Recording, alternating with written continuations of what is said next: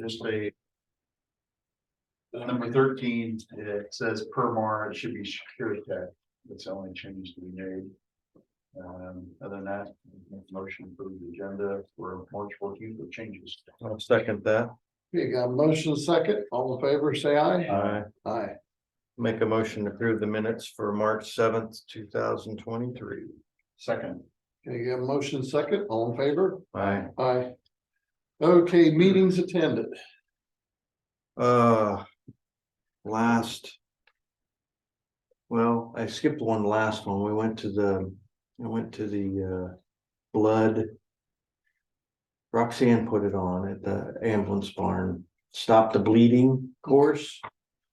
They did a great job. A lot of people in attendance. They had 30 slots and I think 29 were filled. So spent a couple hours there, went through tourniquets and what to do if something bad happened, and she handed out tourniquet packets to everybody. So it was Emergency care. yeah. It If I get a paper cut, you can save me. yeah, I think it's a little better than that. But Everything, stop the bleeding. it was good. So she did a good job on that. I'm very proud of her for that. Last week, last Tuesday afternoon, we had an SRO officer meeting again.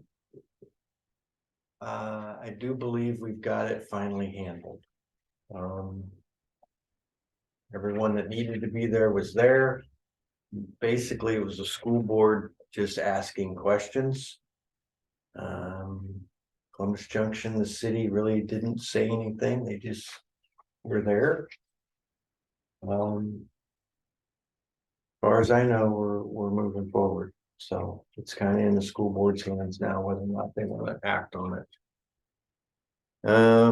We went to, was it Wednesday or Tuesday or Wednesday? We went to the conference, not the conference board. Assessors, It was Wednesday afternoon. West Assessors meeting. We approved their budget. Were all three of you there? No, I missed it. And again, I raised the concern of the commercial tax or commercial property tax assessment. I had a lot of complaints on that, and I raised that again. So Well, it's last Monday. It was Was it Monday? It was right before our meeting. one last day's Tuesday. less like another one. I can't keep them straight anymore. So that's, I think, all I had this last week. What about you, Brad? That meeting, I think, I don't know if we covered or not, the same in there. But the windows out the complex, still working on that, trying to come up with a plan. Concrete, another contractor, and I think we're about ready to put it out in the paper as soon as we get that back. LP tank's full, it's at 78%, good shape on that. Did we just fill it? Yeah, just fill it. Got the tank. Randy had that started. I'll go ahead and try to get it painted. It's peeling real bad. Just looks like heck, so I'll get that price on that. There was one other thing.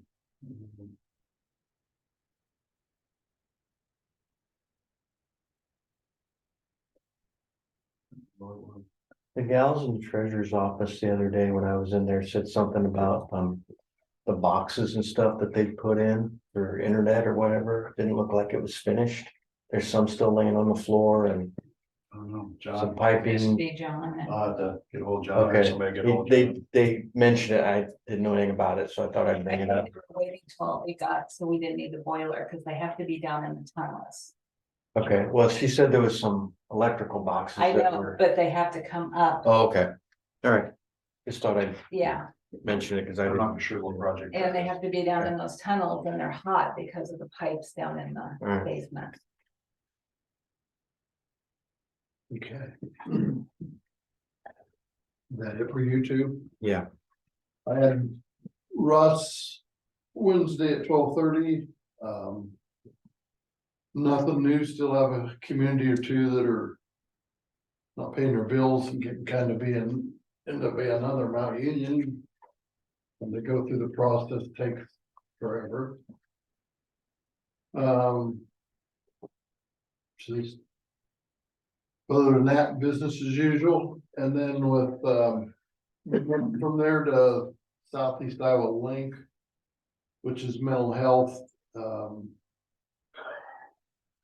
We meet with those 4 counties that wanna come over to us April 19th. So that's moving along, and then there's 2 counties that was not in that group. We've contacted them and they're gonna go with a group further west, so it's at least it's moving forward. It's all kind of state dictated, but that's the way the world goes right now. That's trying to move 31 different departments in the state down to 19. It's got a lot of people growth, not even judicial aid, and on and on and on. So we get to be part of that conversation. Okay. Looks like our trailer court got cleaned up. Yep. Got Got a a report, report, got gotta it. mention that too. Brian was on some other ones, I guess. Yep. Yep, he's Yes. sent letters to several Yeah. places in up by the power plant. Yeah, And I was going through our trailer list. I went down to 2 trailer parks and kind of going through and marking them up. good.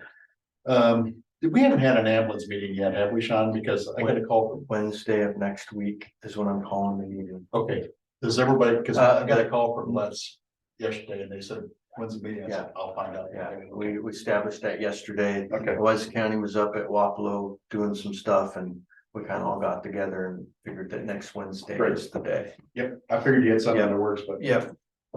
I was kind of waiting to see what happened with Columbus Junction before but it looks like they're gonna hold on and figure it out.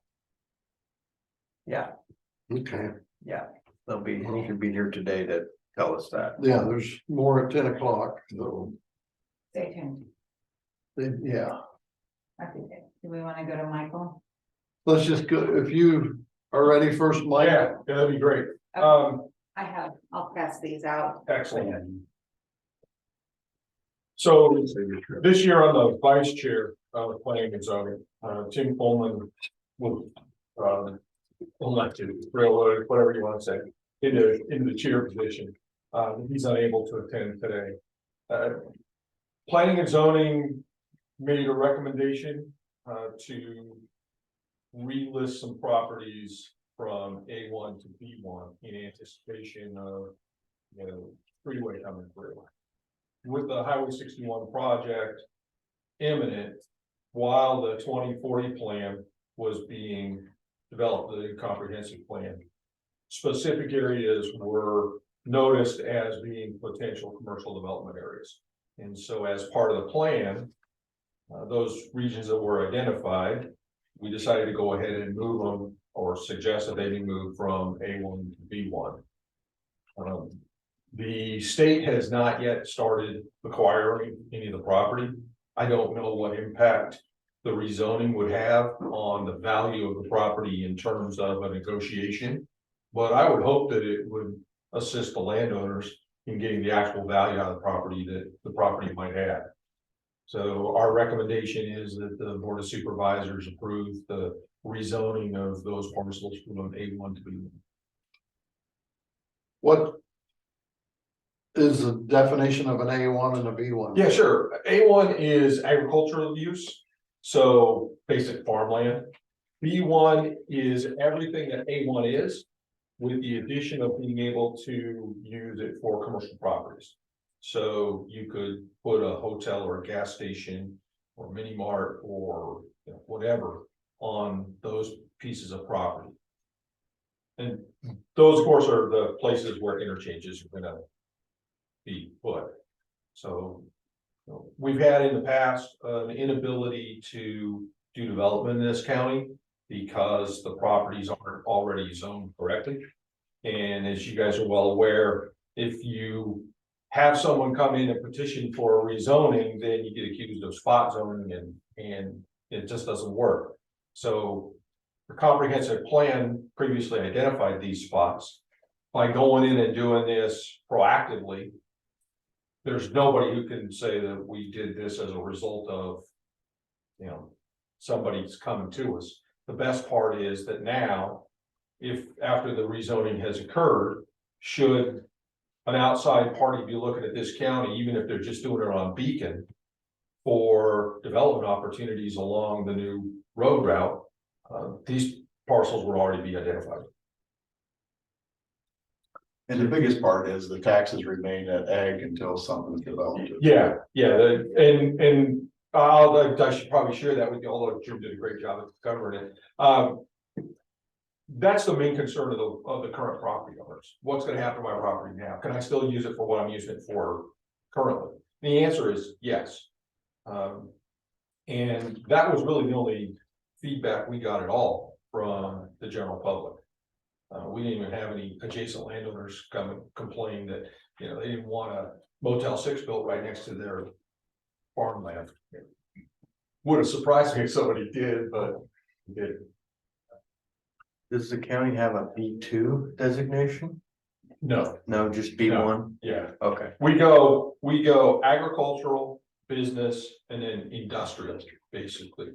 And industrial is a very much a catch-all in this county. For an example, adult entertainment is considered industrial, because it'll only be put in an industrial zone. So, although it would have been great to be able to put an adult entertainment complex right out there at the new interchange, you know, doing it as industrial just didn't seem to make sense, so we went with B1. Is there any particular reason why we just didn't square off these parcels and there's little? Well, so as we look at it, we're doing it by parcel, and then you also might take into consideration certain adjacent parcels where you anticipate that a corner of it might get sucked up into the interchange. So the comprehensive plan looked really closely at the proposed route, because we're not absolutely certain that that's the route that 61 is going to take. The currently proposed route and how that overlaid over our current parcels. So that's how the parcels got chosen. Well, I'm just gonna use the Wapello one as one in particular. That from my understanding, the interstate will be running through this little homestead parcel here and somewhere in this area. So my question is, why didn't we just make that a square? I think the main reason for that was the suitability of the land for development. Okay. When the comprehensive plan was built. All right. And probably where the interchanges are gonna be. Yeah, and it's- Then off. Yeah, and if you're, what I used as sort of a prototype was what happened up at L&M School. There's a perfectly good development ready spot that the landowner allowed the state to use as a borrow pit, and now it's a pond. And unfortunately, that particular piece of property could have been developed. Had they known ahead of time and negotiated correctly, they could have saved that piece of property for commercial development. But because of really the landowner not understanding what was going to happen and being asked by the state to do things a certain way, they ended up with a certain piece of property. Now, they may be happy with that, but from the county's perspective, that could have been a real good location for a quickie mart directly across from a high school that would get student traffic in the morning, student traffic in the afternoon. It would have been perfect. But the use of the land by the state through the construction process rendered it useless long term. So that's one of the things that we're trying to avoid by being proactive. This way, the landowners have a little bit better understanding of potential uses, and hopefully it'll help them in their negotiations. And this has to go through a process, of course, Yeah, and have to have a public hearing yeah, and All these landowners get notified. and- Person. The landowners have already been notified, they would be. They would be invited, obviously, to Right. come into a. Right. I want to thank the group for all their work, because I know it's been quite a bit. I've been kind of staying out of that area because I knew it's going to come to here, so. Yep. But thanks to the whole group. I would pass that along to Brad. Appreciate that. I don't have any more questions, and like I said, if things change, we can always add partials if we have to, so it's not. Etched in stone completely. Yeah, the other thing that we. Been touched on would have been potential annexation by the city of Wapello moving out, because. There's, if you want a commercial development, but there's no guarantee that the city be able to extend services out there. And so it really didn't make sense for us to enter into any kind of discussion with the city of Wapello over future plans, because it would be better served to have that in the county already as commercially available. So I'll just have to do a little research on it, because it has to be published. There's a change in the zoning and then public hearing, and. I know the process, I'm not sure about the timing. So we'll let you know in a date. There's really nothing we do here, but we'll move forward. But Yeah, let me know, because I'd love to have at least, representation from planning and zoning here, Absolutely. if there's questions from the public. Frankly, shocked me a little bit, but be nice. You only had a couple there, and that was just a tax issue, right? Yeah, it was property owners, and it was just. What's gonna happen? Yeah. Because they understand the benefits of the zoning, they just didn't want it to have a negative impact on their assessments. Okay, on this Newport. Beacon picture. There's a purple area outlined west of 61. Is that a mistake or? I'm It's where. The convenience store is now. Oh, that's already zoned. Okay. That's Yeah. what I wanted. Yeah, that was previously zoned. Well, That's- that's consensus to move forward. Great. Thanks for your time. Thanks so much. Thank you. Okay. Payroll changes I did look at. Everybody, Man, Okay. yeah. you haven't seen them yet? Sorry. Oh, Yeah. yeah, I saw, I'm sorry. Did you make a motion, Brad? I don't know if was it a motion? At this point, it's just a I think it's general. just, we all agree Yeah, to move I forward. reviewed it. Yeah. It'll be like, you'll make a motion to have the public hearing when I get dates and stuff figured out. All right.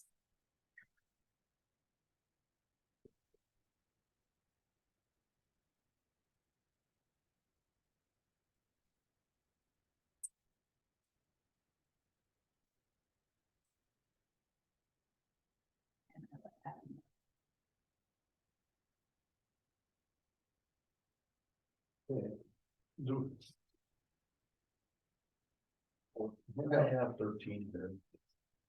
Okay, well, that's what I'm looking for. Let's pass it around.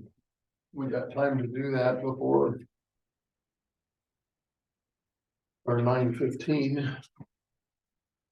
Here's this.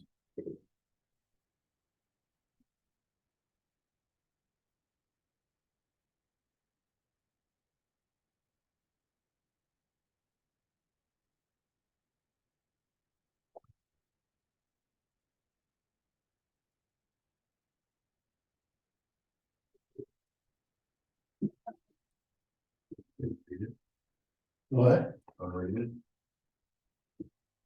Out loud? Yeah. Okay, we got a letter addressed to the supervisors from Sandy Sturgill, our auditor. She says she wishes to formally announce my notice of retirement from the Louisa County auditor position as of May 31st, 2023. Been honored to serve the citizens of Louisa County for 30 years. My last day will be May 31st on 2023. Started when I was 10. You what? I said I started when I was 10. Okay. I was gonna say, hey, okay. Next paragraph, I will be up to the board, it'll be up to the board to decide how to fill my position. However, I highly recommend appointing a replacement to fill my position. To save taxpayers the expense of a special election, as this position will be on the ballot in 2024. And signed Sandy Sturgill, so. That is a formal notice that she wants to get the heck out of here. I tried to do the same thing. It didn't work for me on the mayor. I have a little Bambino coming and I'm already locked in. Well, there's more to life than just work. Oh, there's not. There isn't? Okay, I'll start okay. working. Okay, we got the security tech quote here for the more panic buttons out at the complex for. Sean, you look at it, I'll make a motion that we approve that quote we talked about it a couple weeks ago. At the complexes, do secure tech. I'll second that. $708, I think it was. Correct. Yeah, exactly. Okay, we have a motion, a second. All in favor? Aye. Okay. Okay, did I pass out?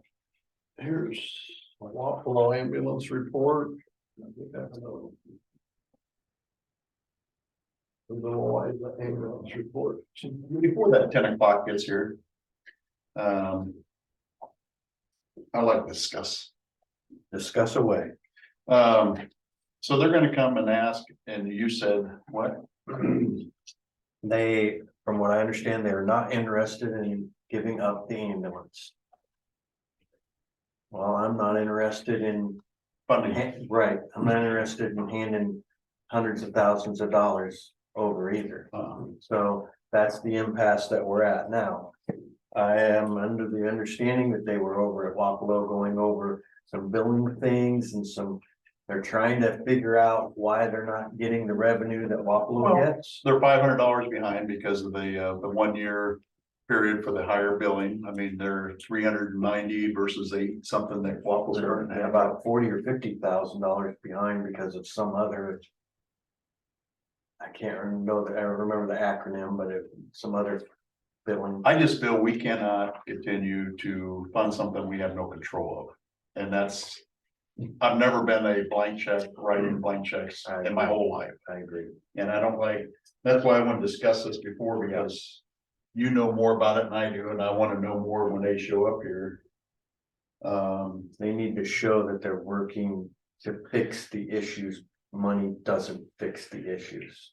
Absolutely. We're already 150,000 into this. And I've made suggestions on how to that was help. alone. They can help share directors, they can share billing people, Yep. there's all these things that from the outside, I can see that they can do, that they're not doing. Yeah. And they just want more money.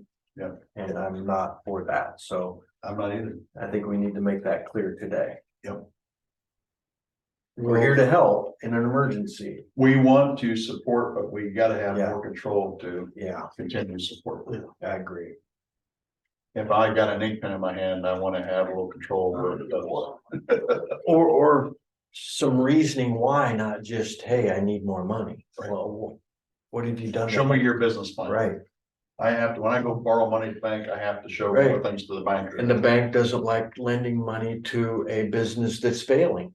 They're not going. They won't do it. With So the why should history. we? Of losing money. Right, I can't tell you where it went. yeah. Yeah, well, or it's still being billed, we're billing for it. I just wanted to discuss this before they came in. I'm on because, board, brother. Like I said, I can't call and talk, and that's the disadvantages that having three. But I mean, this is very Well, important to our community. Will the $500 a call get them, ever catch them up or get them to I don't being know. To self-sufficient? me, it showed they would at least be closer to break even, Okay. because they at 20. But they're still 7 months, 8 months away. And so the 8 months to get caught back up, I'm talking, once you get there, to pay back to past, you will not pay back to past. Okay, that's what I'll.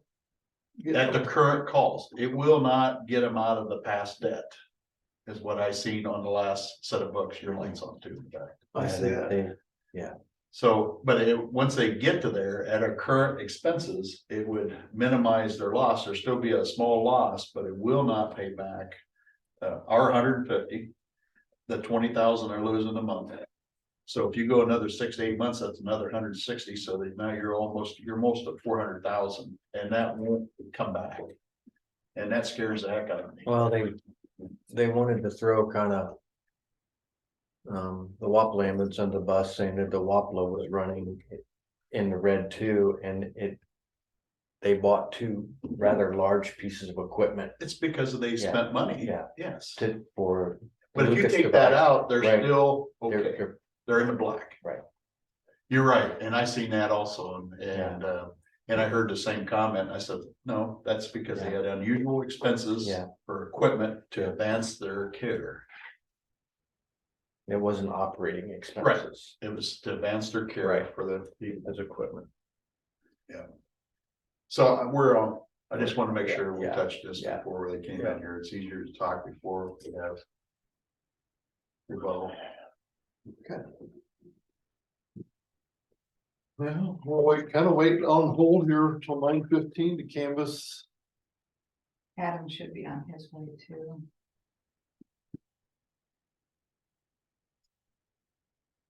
You guys are in an operational lull, I'm ready to go. We are, Okay. We could, yeah. We'll take and it. we'd love to see you. Operational role. Alright. Speaking of retirees. The rats are getting off the sinking ship. Oh, make Yikes, way. I can resign too. I wasn't gonna go with rats. It's a little harsh, wasn't it? Yeah. So here it is, it's March already, and you know, where this year going, I just, seems to be flying right on by. Workload is pretty much what it was last month, I'm down to 27 claims. But there's gonna be a few more coming in, as, I brief about that. We're approaching that $250,000 a month mark, for veterans benefits, receiving compensation and pension for veterans and their surviving spouses. Budget, we're currently at 63% in really good shape. As far as my replacement process, I've discussed this in detail with my commission.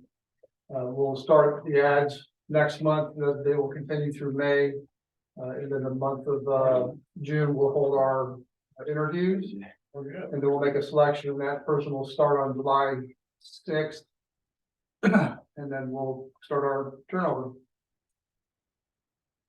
Since our last brief, I've had 162 contacts. Did quite a few home visits at 9, 18 office visits. Did 2 hospital visits. I'll be doing some more of those this week as well. One nursing home visit. Speaking of nursing home, we currently have 29, so we're up 2 from last month. Both Waplo and Morning Sun remain the same. Junction bumped up to going to 13.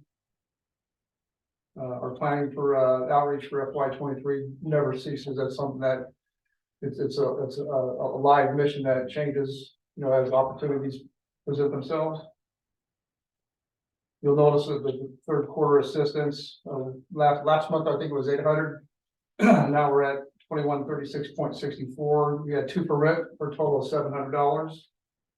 6 for utilities, substantial increase there, $13.50. And 1 for food for 86.64. The DAV van has approximately 68,000 miles and is in good working order. Training and travel remains the same, except for I did attend the District 1 meeting on March 1st.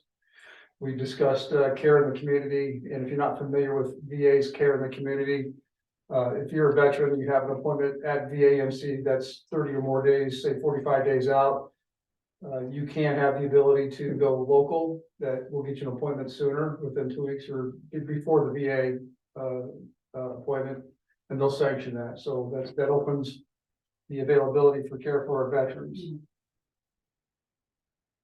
Our next commission meeting is scheduled for this Thursday. Thanks, Brad, for attending our last meeting. Appreciate that. Honor, yeah. Any questions? For what you do. Thank I you. appreciate that. All right, guys, good morning. Morning.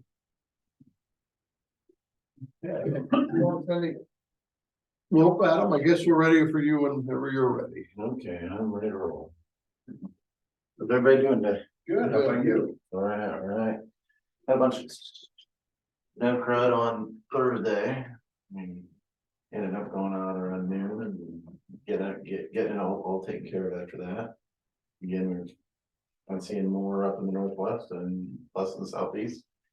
That line has been hitting us about that. It's been hitting on Thursday, so it's just kind of weird how that, like every Friday to Thursday, Saturday. which it used to be a couple years ago was every Saturday, and now it's hitting us on Thursday. So just kind of interesting how that happened. So that's going on. Up on W66, that bridge that they're working on. We thought there was gonna be a little bit of a break. Now, there was about a week worth of break. We thought it was gonna be longer. Actually, that's up putting riprap up there today, and get the evening set hopefully next Monday or Tuesday, so. Swimming along again, I'm saying. Is that road completely closed Yeah, down? yeah, we're putting There's a, a detour for a gravel road around there. there's gravel road, X Avenue is the detour around it, it's. X parallel. Avenue, is that to the west or the east? That is the east of it, East, okay. so if you go straight out of Cotter North. Yeah. It goes down gravel down that big hill. That's bridge replacing to the east, there's X Avenue that goes up and over, so. So anyway, that, we're just still planning late spring, so for that thing getting done. I had a lady call yesterday about, preemptively complaining about the work on 92 and traffic going through her road there on G28, which you guys recall the last couple times we've had 92 work. There have been complaints there, and I told her I've complained to the DOT already, and they have made some improvements.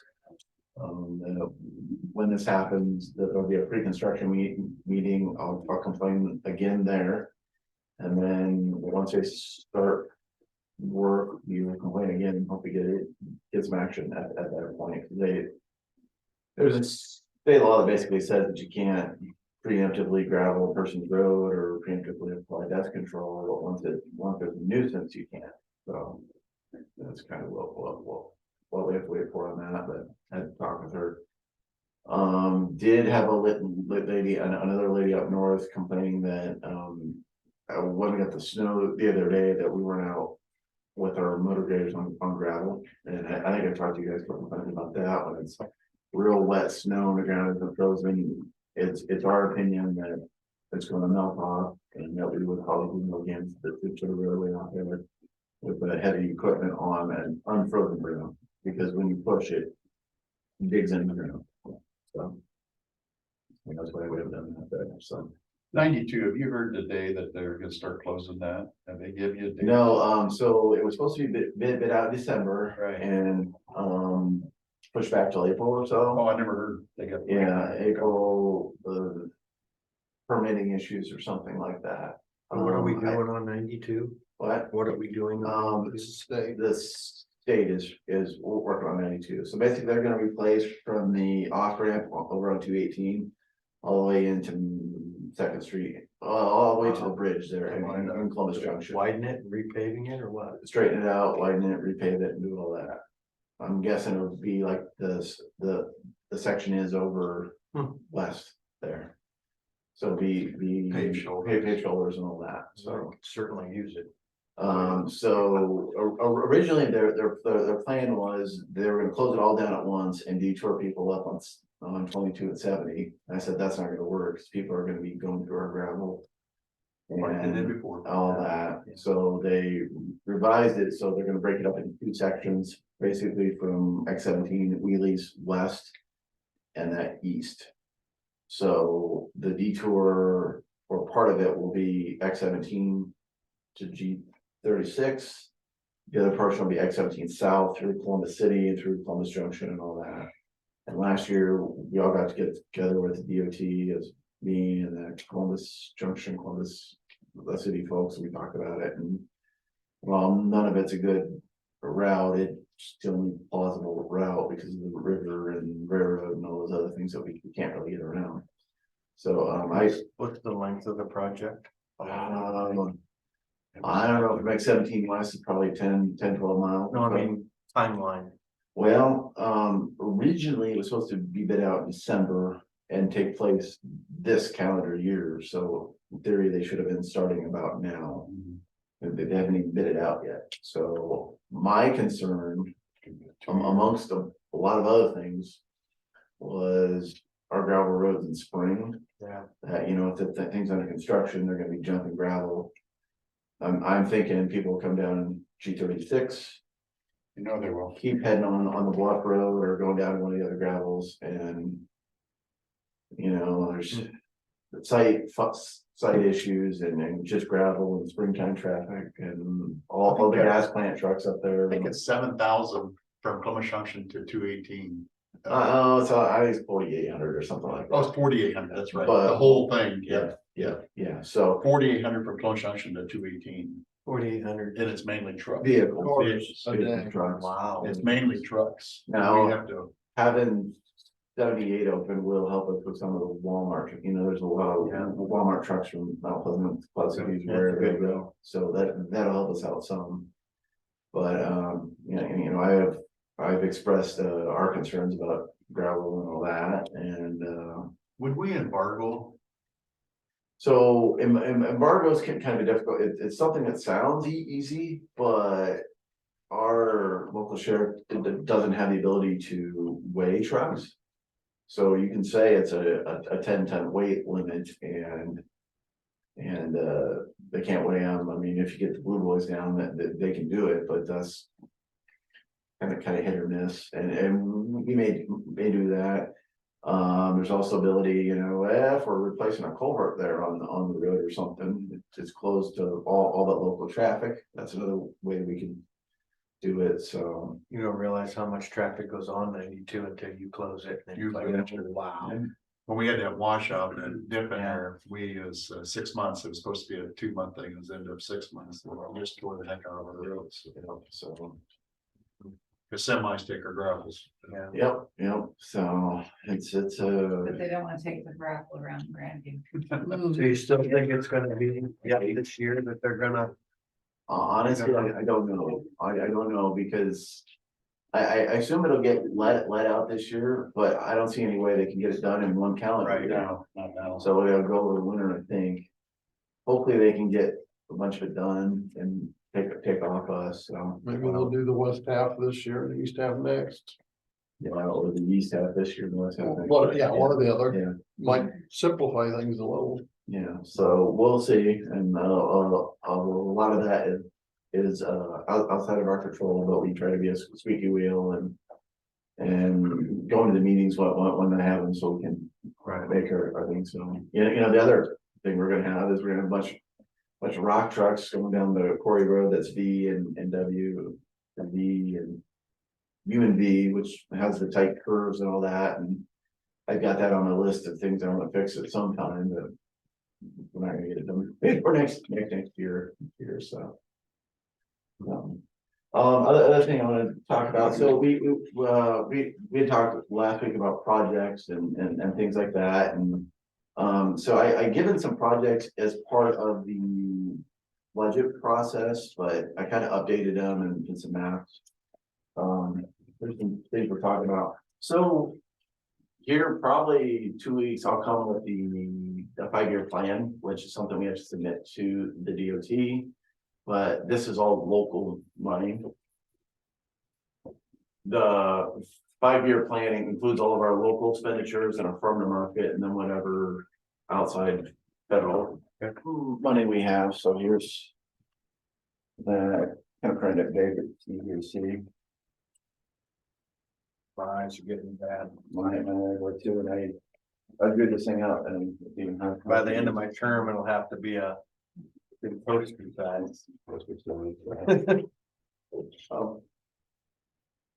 Why does the DOT make us do a 5-year plan? Just so their engineering. So, Everybody knows what's going on. So they have an idea of what their workload is, because all of our farm to market and federal is ran through them, whether it's bidding or inspection, permitting or whatever, that's that. Also to kind of let the industry know, hey, you know, in Iowa, we got 1,000 miles of concrete paving this year. Last year we had 888, you know what I'm saying? Okay, that's what, Yeah, so that, and it's, well, and it's also in the code, so we have to do that in our budget. So our budget has to be in by the 15th, even though they changed the state thing by the 30th, so. Let's take a look at some of these, you know. 2023 projects are all done, the trail has been reimbursed pretty much, so. 2024 is that base project for the bypass, that thing has been let out, that price is about $350,000, it's gonna start in May.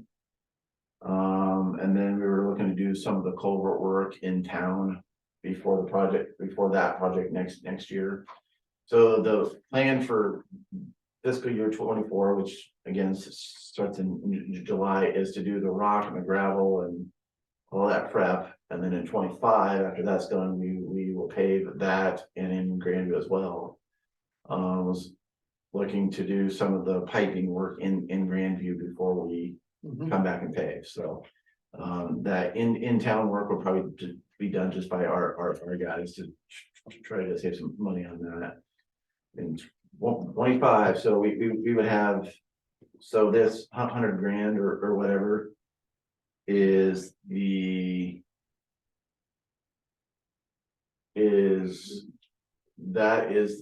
north-south stretch section of Jefferson Street in town. So, the rest of it is farm to market eligible except for that section. So in order to get it all done at once, we would spend some local money. And then we would also spend some local money on that, off ramp or whatever off of G44X. That turn, right? So that, for the new bypass. yeah, so it would be a lot easier to do that using local money and then spend $1.5 million on asphalt, or not $1.5 million, I'm sorry. About $1 million on asphalt around and then in town and get that all up to par there, I guess, so. When are you thinking about that, project on G44X? That'd be fiscal 25. I could slide it into 24, but you know, it's also a lot, you know, we're spending 350 of it next year and all that, so. We'd probably let that out. Fiscal 24 and inspected in fiscal 25, so that could get done, and then all the asphalt work could come in after it. And also in 25, we've got those two bridges that they're 22-ton bridges now, but are gonna get weight limited. Our bridge inspector said they're both gonna go down to about 10 tons here soon. Basically, the structure's okay, but the back walls are rotting. I mean, they're all old wooden back walls, and I don't necessarily agree with the bridge inspectors, but they're professionals at this, and I'm not that level of bridge inspector, so. Those would be a couple of repairs. I don't know if you guys remember, a couple of our bridges, basically, you cut a hole in the concrete, pound down piles, and then you put bars across, basically, and it holds up the bridge. So you're using what's there, and you can do them for about 100 grand a piece. So can fix things like that. And then what's the weight limit after that? It goes up to 80,000 pounds. Okay. So yeah, you're taking a 10-pound bridge and get it back up to 80,000. And how long does that repair last? A long time, probably 30, 40 years? Yeah. That's not bad. 34 years. We've done it a few times here in the county.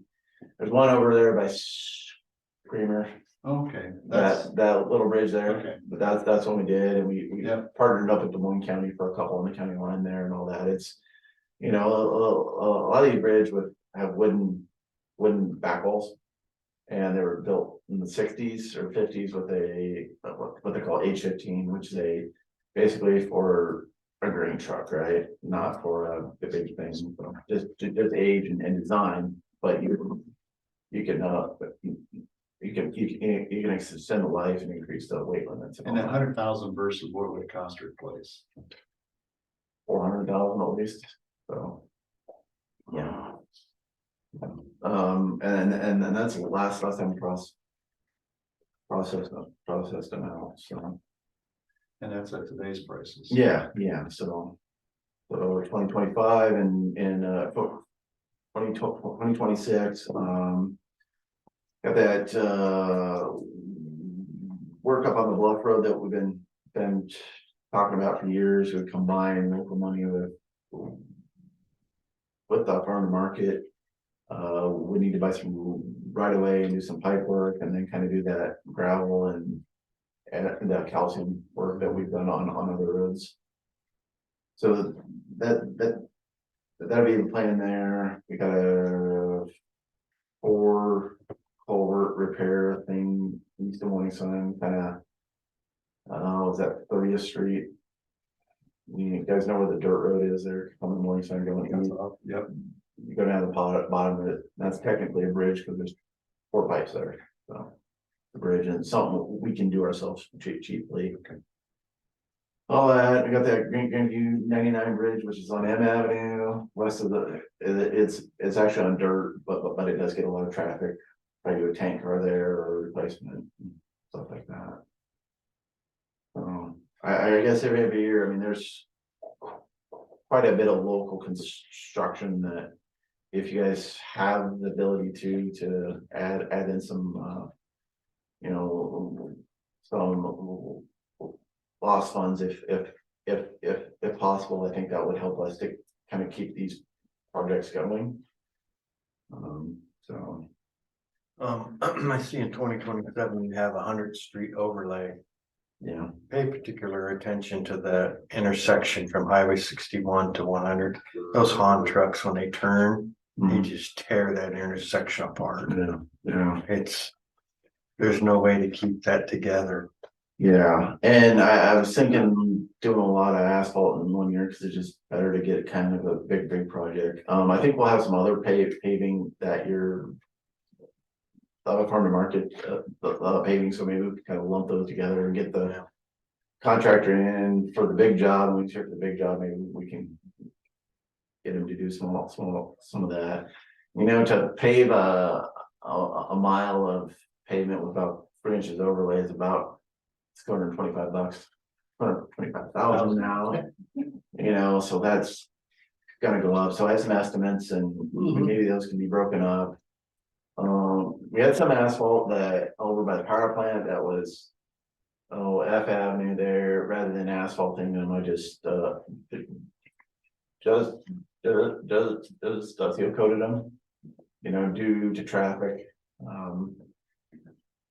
So I'm kind of picking the roads that get more traffic and those that get full asphalt on, the rest of them get kind of downgraded a little bit. I mean, it's still the access and all that, but. So those are kind of things I've been, you know, been thinking about after listening to your guys' comments about, you know, it makes sense, right? To only spend that on projects here, but there's a lot of projects here, I think, that are gonna benefit the county, and hopefully to the general public would see that these are valuable things that we're doing. You know, we're keeping a bridge from being closed down, we're you know, adding money into a paving project, we're doing some work in Grandview and all that, so. Anyways, With the Grandview projects, it's kind of pushed our bridges back a year or 2 years on the, well, it is, and yeah, it is, and yeah, I guess so, So.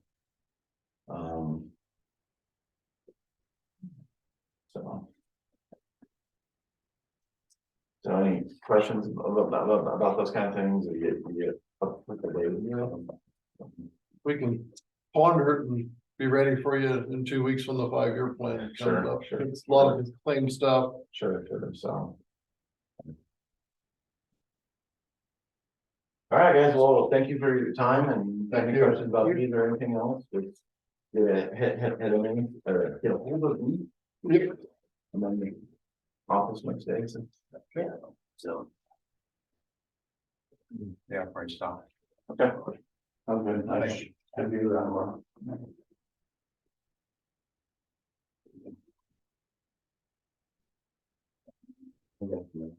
tomorrow.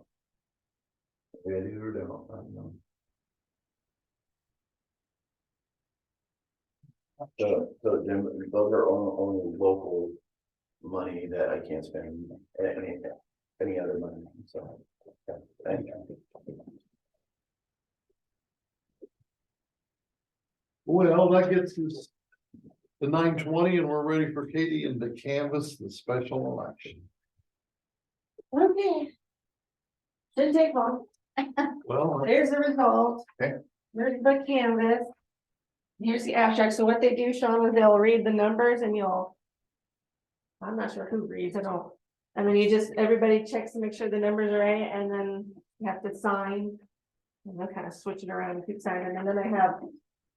2 more and a certificate to sign when you're doing that. Ready? Waffle Mayor, vacant position, number of precincts 1, precincts reporting 1. Total votes 294.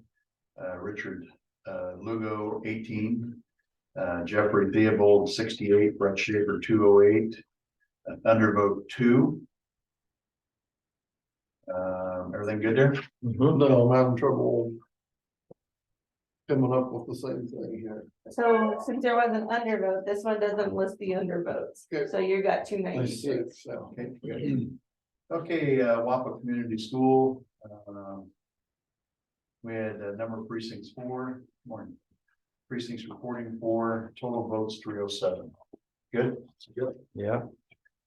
Yes, 257, no 50, undervote 7. Yep. Okay. Lone Tree Community School, number of precincts 1, reporting 1, total votes 1. What was that? They had the same thing as the Waffalo. One vote, one person showed up. Well, it's just Yeah. For that, our township for. Of it. It's only a part of township. The Lone Tree School District probably only has.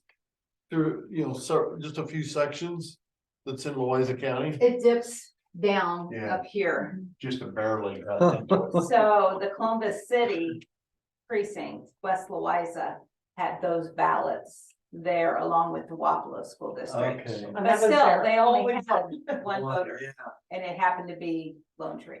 it blew me away when I saw that in the paper or online. So we have We have- 1 yes and 0 no. I don't have In that. those situations where the school districts creep into another county, have the control county run the election, but we had enough voters, we had to have that election, whether we had the school and the mayor position or not, we still would have had to have that precinct open Wow. for the one voter. Long day. For those Wow, days. no kidding. Well, we have the same thing with Winfield and And Grandview had. It's about the same. They had one voter Yeah, okay. And they Oh, had, brother. and Morrison Morrison had 5. Wow. Okay, that answered that question. So then here's here's the Wapello schools and the Lone Tree, so those ones are signed too. And here's a certificate Could too. have been a poll workers voting in. Yeah, I think it was. So do I need to sign some of this stuff?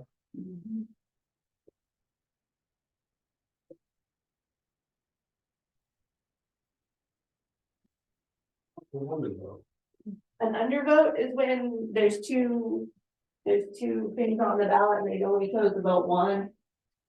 Or like, They just Oh, didn't okay. vote. yeah, they just didn't Okay. vote for that, so it's considered an Like in undervote. a general election, when you don't vote for the judges that you've never heard of.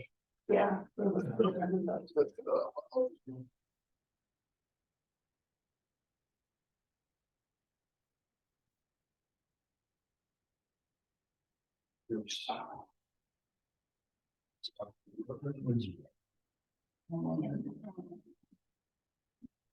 So there's just two to sign.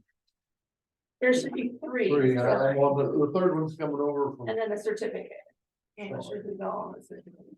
where do we sign this? Third one? I think we- Oh, the canvas doesn't need to sign. So we only signed two, Two, yeah. okay, Okay. that's all right. Okay, Yeah, there's the it's- two that was all. There you go.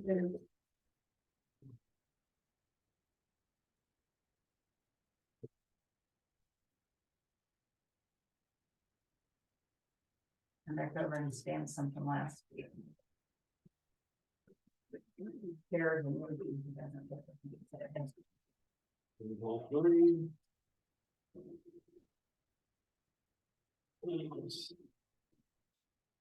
Okay,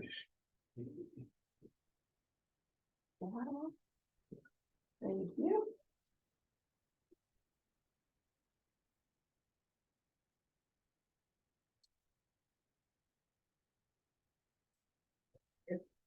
They almost didn't have to take their shoes off to count those. Thanks. Thank you, Katie. Thanks, Stevie. Okay, I wonder if we could get Roxanne a little longer, a little early here. I don't know if she's coming in or gonna get on. Okay, well, I don't have her number. just kind of. Yeah, a little here.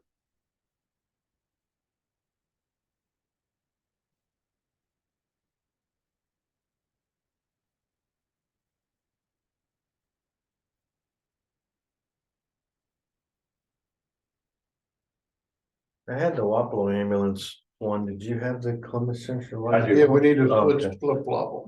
Yep, I do. Got it right here.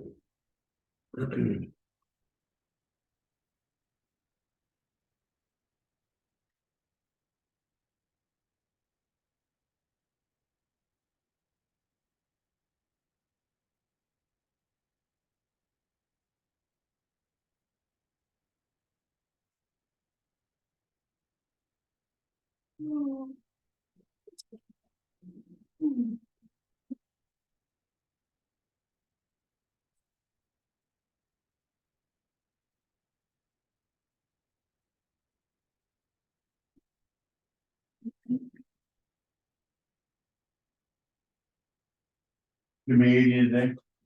85. Looking forward to it. Well, winter came back with vengeance. It's a whole last time. It was. 55 tomorrow. We'll start tearing some outside doors out. I'm like, nope, I'm done.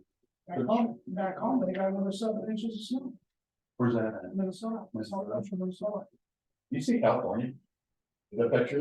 Oh, yeah, They had a picture the other day going through and they had all these houses with the roofs falling, so. yeah, they, a friend of my daughter's, or my daughter-in-law's dad is a, state fire marshal out there. Or fire chief or whatever, he's in charge of the state, and he's been coordinating rescue efforts to help people get out of those homes in those mountains. He said that in all the years he's been out there, he's usually in the mountains fighting fires. This time they're out there pulling people through snow. And the spring is gonna be horrible. He's glad he's retiring in a few weeks. Yeah, cause, yeah, they had enough snow out there, they haven't. I have a cousin, they haven't been to their. Normally, they kind of live in this cabin, float back and forth, they haven't been able to get to it for 3 weeks. Wow. They had pictures of vehicles that they was bottomed out because there's so much weight on them. That the struts and everything pushed down, it was against the tires, it was pushing down so hard on some of them vehicles, they had so much snow on top of it. And it was so wet. I couldn't Yeah. believe that. Really cheap, quit buying them really cheap, I mean, I experienced 79, but that's nothing compared to what we had in 79. I just can't imagine. Here's the, upload, you get the junction over Handed it over there, but I made you a copy of that. Morning. Yes, there is. What's up? Hey,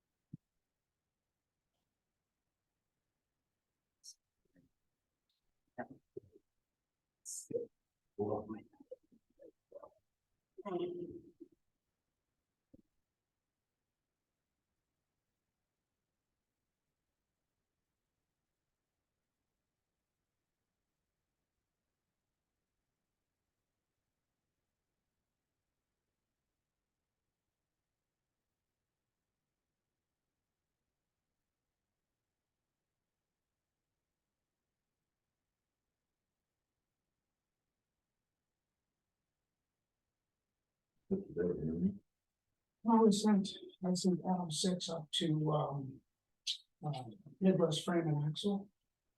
For another alignment, really? yeah. Still chilling?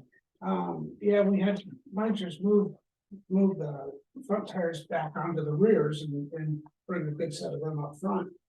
And, we get it back, and of course, they did oil change and service, and they checked everything, and we get it back, and because I've had a couple of issues with them, I go out there, and I take the jack out of my pickup and lift the front end up a little bit. And I can move the driver's side front tire on. I called Patrick up and I told him, man, sick of your guys pencil whipping these inspection. I said, this is a fucking ambulance. It's not your grandpa's truck. It's not a farm truck. So, and they can't align that truck. It's too heavy too big for their stuff, but and Adam 7's going out tomorrow. There's limited for a little more limited. Yeah. Places that you gotta take those. But you know, I told Patrick, I said, when your guys are checking off these inspections, stop, pencil with them, actually check them. If you find an issue, let me know, because I'm going to take care of it. Yeah. And one place I'm not afraid to spend money is keeping the trucks in top notch. Get as much life out of them as we can. I found a 2008 Braun this morning. I was just scrolling through it. I've got several films and even this, and I found a 2008 Braun that was in for 71,000 miles on it. Dan goes, "Oh, let's get it. Good place." He went, Jack. Yeah. Yeah, you wanna make it. We do the funds in our fundraising account, but I'm trying to get some safety equipment in here for us.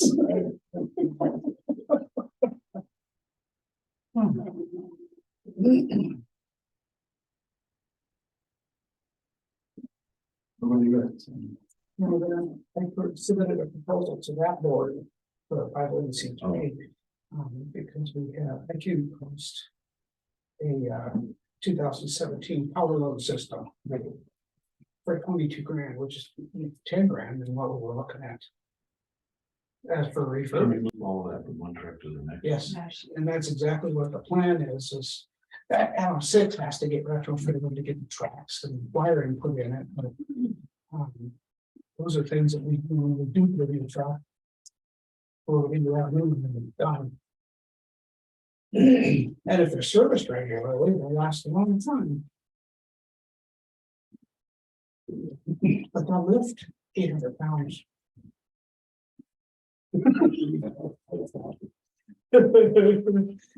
Well, you did some of these 400 or 500 pound patients adding into that 130 pound structure, and doesn't take long. Colin Manners has got this. Yeah. You gotta have it. Oh my goodness, yes.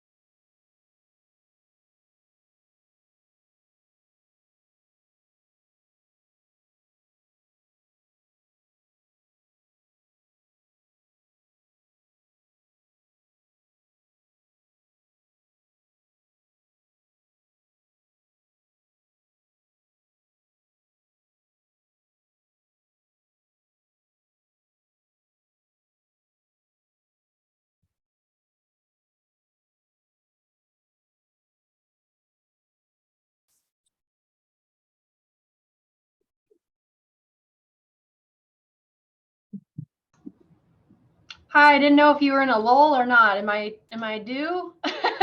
Well, you're on for 9:45, but if you're. Okay. We would take your report sooner. Good I morning. was gonna say, I'm ready. I didn't know if I should hop on or not. Okay. It won't take me very long. I don't have a ton of new stuff. We actually postponed the Board of Health meeting today until April. When there's a few more things to discuss. The grants are just starting to come out for the new grant cycle for FY24. So this spring I'll be working on getting some of those applications done. And then approved by the board in April. I'm starting work on our FY22 annual report. That should hopefully also be ready for the Board of Health in April. Just compiling all the data from last year. It's also time to start the community health needs assessment. That survey has been finished with the help of a UI College of Public Health student. So I'm hoping to start work here soon on pushing it out to community members so we can get that survey taken as part of that process. And then other than that, I've been wrapping up that COVID IT money. We got public health's got a big chunk of change is offered to confinement, public health, things like that. But for IT money specifically, we had got the new phone system and revamped the conference room capabilities. And now I'm finishing up some new printer scanner options for the office and a new monitoring system for our vaccine fridges and freezer. We have 2 refrigerators and 1 freezer. Currently, should those go off, it alarms to us if there's a temperature, if it goes out of range. That's only good if we're here. So we're working to use that COVID money to get a system that will alert me or whoever's on call, however we set it up, if someone's not physically in the building. So I'm wrapping up those 2 things, and then the COVID IT grant should be done as well. So that's about all I have for you. Do we have that complex on generator backup? Yes. So that should take over. So if power goes out, the generator kicks in, and knock on wood, that has worked so far. This is just kind of a safety net. It's kind of a backup to the backup. So if for some reason that generator doesn't switch those on, like I said, it's worked before. Right. It's just a safety net because you're talking thousands and thousands of dollars down the drain, both in our taxpayer dollars and state funded vaccines if for some reason that fails. So it's just an extra safety net. Okay, all right, very good. What's the temperature of the, that it has to maintain? I want to say our refrigerators are, you're putting me on the spot. Brandy, what are our refrigerators at? Emmy fridge. Yeah.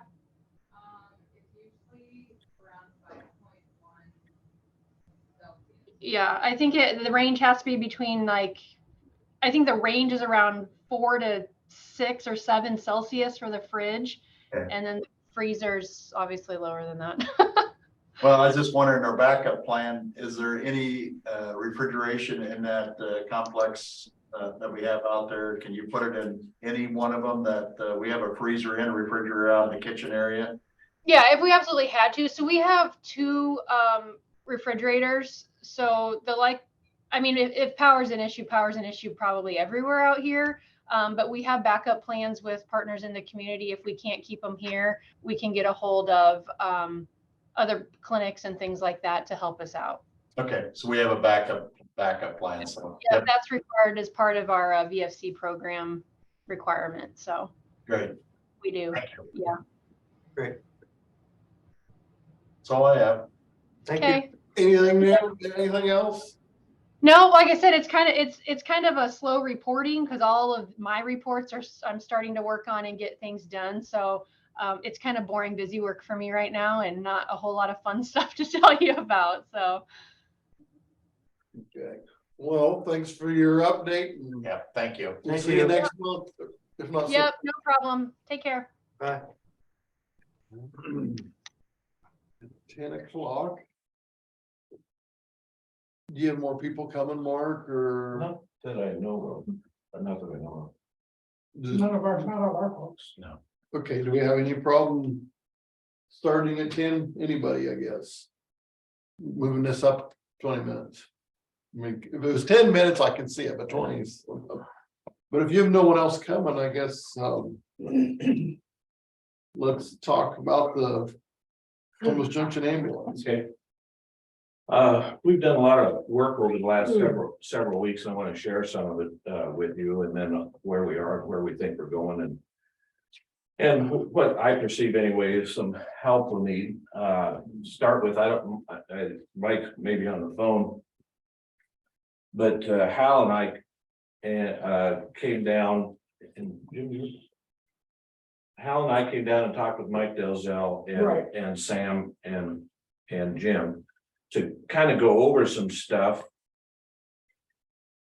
Because we were looking at some of the statistics and things, and we didn't totally understand, and wanted to make sure that we were doing maybe what we should be doing, or how we do it, and what we're billing. I told the last meeting I was in with the briefcase that you never want to believe a guy that brings a big briefcase, but I'm getting so goddamn much paper on this deal that I don't know what else to do. I also have told everybody, I didn't, as of January a year ago, I didn't even know what EMT stood for. So the part I pay attention to mostly is the money end of it, and that's kind of where what I'm used to. I think I'm gonna hand out some stuff here. I would appreciate it if you kind of keep it in order, because that's the order I'm gonna go through it. And so we don't have to be flopping around as to what one are you on.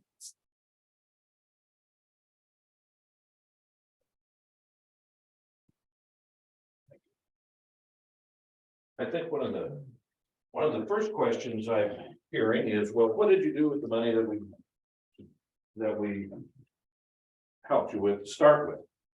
And that was back in, I can't remember whether it was August or maybe you got yours. Yeah, I didn't bring mine. Thanks. And looking at this first sheet, you can see we got $150,000 worth of county funds. We had a line of credit that we paid off at Community Bank for $75,000.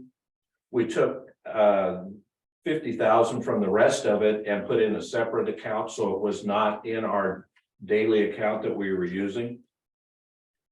That's still there.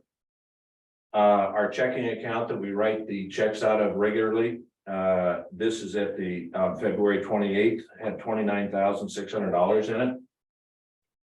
We also had borrowed money from our Roundy fund, and so we put that back. And then from July 1st up till the end of February, we had a $68,000 loss. So I've also got, if you want,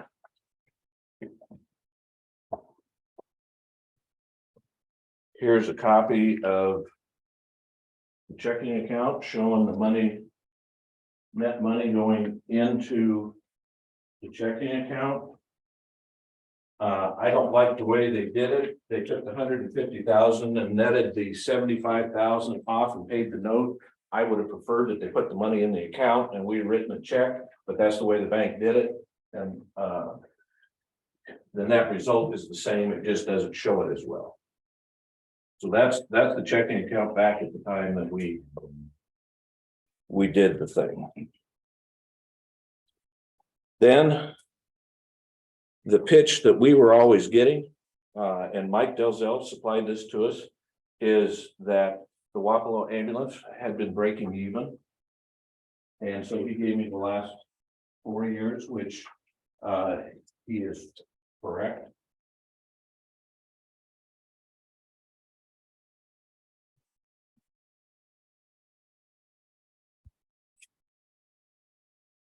So if you take use of county funds, and if you can set that one aside.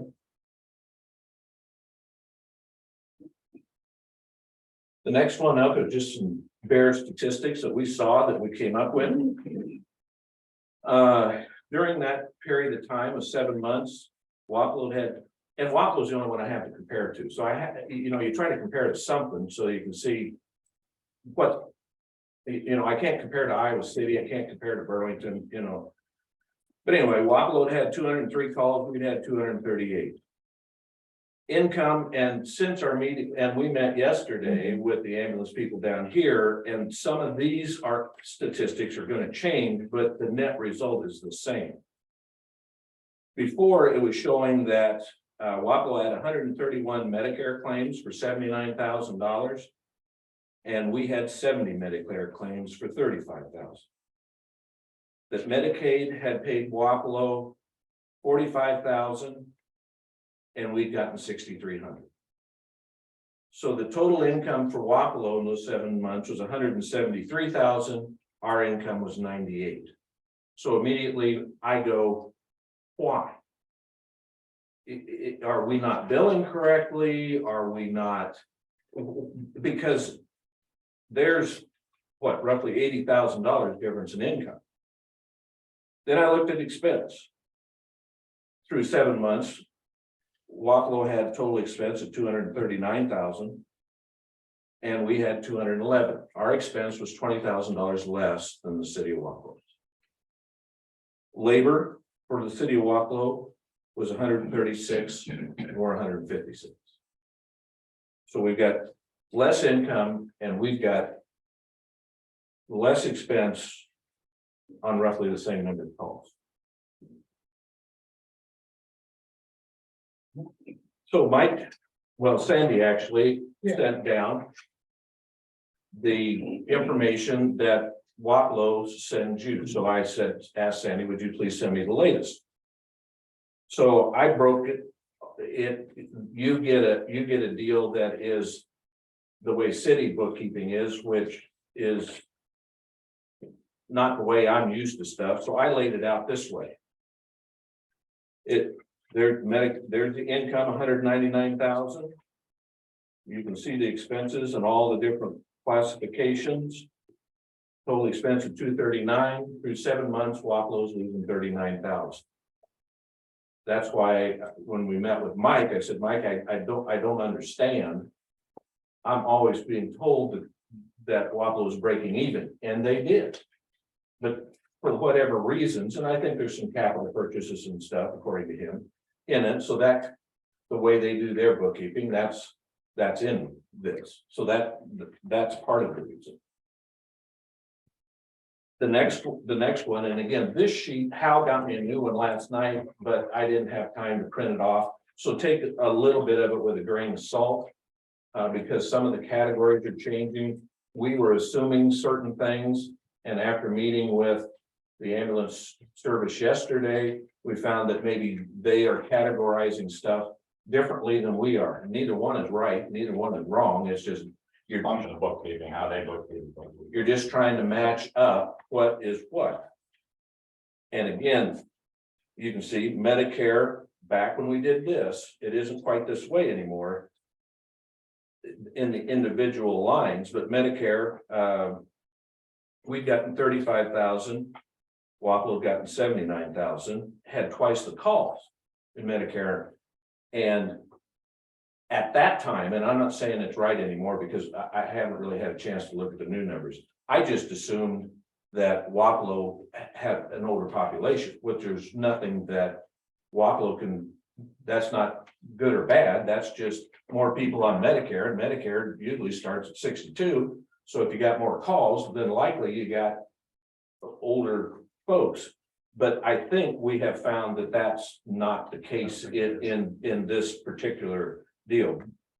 Blue Cross Blue Shield, and again, take this all with a grain of salt. I guess the thing that I want you to look at again is the total amount. We billed out $278,000, or we did that many dollars worth of business. We didn't bill that much out. We billed it, we actually got paid $98,000 on 238 calls. Wapello got 173,000 on 203. So again, it comes back to how come the calls are about the same but the income is not. The next sheet is Mike gave me is the bookkeeping from through February, we were comparing January to January. He gave me the one through February, and Waterloo through January, losing 64,000. Then you come to ours.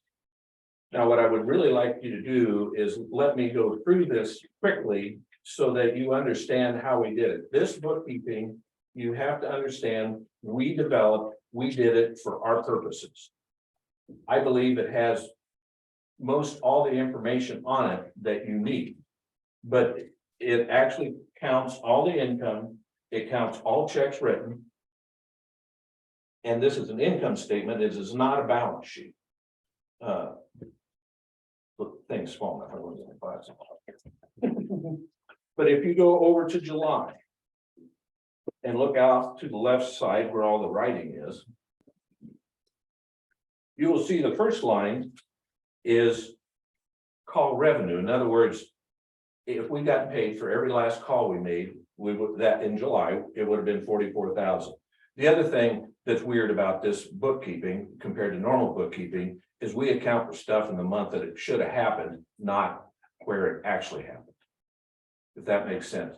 If we did work in July and we billed it in August and we got it in September, the income we take back into July. That's kind of weird, but we did that because we needed, the first year, we were trying to understand the process. We wanted to know what, if we have the second month of the problem, we want to do is see that as opposed to bring everything. and we would have had the first 4 or 5 months with zero income. And so to try to develop a cash flow or anything, it would have distorted it. So that's why we did it that way. Adjustment, and Hal is the one that puts this together. So if I screw up, he'll interrupt me. Adjustments or write-offs. That's stuff that either insurance companies or whatever says we can't collect. The 18,256 is what we actually got paid for that 44,000 in the month of July. That's the primary insurance payment. The people, you know. We thought we were still going to get another $3,584.95.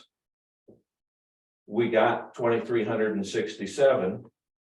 There's the subsidy that you send us for 3,572. So if you went more on an accrual basis, we should have gotten $47,000 for that month. What we actually got, and again, it's the income credited back into July, regardless of when we received it. We actually got 24,000. So we were getting about 50%. Then you come down and the next line is the total expenses, $22,000.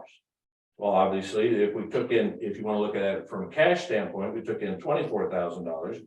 We spent 22, so our checking account balance in theory should have gone up a little. You come down and again, we break out our total payroll for the month is 12,788, and you can see the breakdown. Our operations was 1,226 for the month. Vehicle expense, and the thing on the vehicle expense, one, there's some repair and stuff in there, and also we had a 500-gallon fuel barrel sitting behind the building, and Jim didn't want, and I was more than happy that they got rid of that. So what would happen is you'd fill it, and then you might not get a bill, but your expenses are going like this. Plus, it's in a residential area. Plus, we're just like Farmer's Elevator. We've got agri-land that we can do it at night. We can 24/7. Yeah, and we also have another diesel place north of town there at Two Rivers. And there were a lot of very strong reasons to get rid of that barrel. Yeah. Yeah, it's right by my house. And then in the month of July, office expense of 4,350, and of course, it isn't a real big number, so you have some annual fees and stuff in there, so it kind of distorts it a little bit. We have gone through some of that. We were doing an annual fee on some computer program, and to be honest with you, they'd had it before we took over. The bill came, we paid it, then we sat down and took a look at really what it was. It was like $4,700. Probably don't need it. Call them up. Can we cancel this? We've already paid it. Sure, you can cancel it. You just won't get your money back. So that's a $4,700, you know, there'll be another surprise. I've never been through a deal where you don't have some surprises. So anyway, but that's how this thing is laid out. And of course, then if you go clear over to the right-hand side, it's got the year-to-date totals, expenses of, through January, 211,000. Gross income in cash down at the bottom is 143. We should have taken in 307. So from a accrual standpoint, if we'd have been able to collect 100% on every call we made, we would have been ahead of the game 95,000, but in fact, we're in the hole 68. If you kind of look at this back in July, it's kind of an anomaly because we pay every 2 weeks. So about twice a year, we get a time where we may get an extra, we may get 3 payrolls in 1 month or one. So you see in July, we actually made some money, but that was a function of when do we pay people? Then if you go to the next sheet is ambulance fiscal year 24, if you can see that. And it's this one. That's Waffle. Mike was kind enough, I'd send him ours, he sent me there. I haven't analyzed this a lot. Usually what we all do is when you get a bookkeeping like this, you look at the bottom line. You know, but really you need to look and see what all is in there. I haven't had time to analyze it. All I know is Mike is budgeting a $49,000 loss to the city of Wapello in the next fiscal year. Not saying that's good, bad, or I don't have an argument. Yeah, but if you go back and look at their spreadsheet, they had $50,000 in a Lucas device. Looks like a geo unit for the ambulance base, so a furnace and a life pack. So it's not operating, necessarily operating. My comment is every year you're gonna have equipment purchases, bigger and little. You have a $18,000 furnace. What we did is when our furnace went out, our building's rented, so we call up the landlord, say, landlord, your furnace is out. We're paying you rent. You put in. That's awesome. You put in the furnace. To be honest with you, our rent is less than the cost of their furnace. Oh, by far. So Absolutely. I'm just saying, you can, Yeah. I've been through enough of this, you can pick little bits and pieces apart all you want. You gotta look, in my opinion, at the big thing and try to figure out why is it the way it is. We did a budget on ours, which is the last sheet. And we are projecting for the next calendar year that we will have what, roughly a $90,000 loss.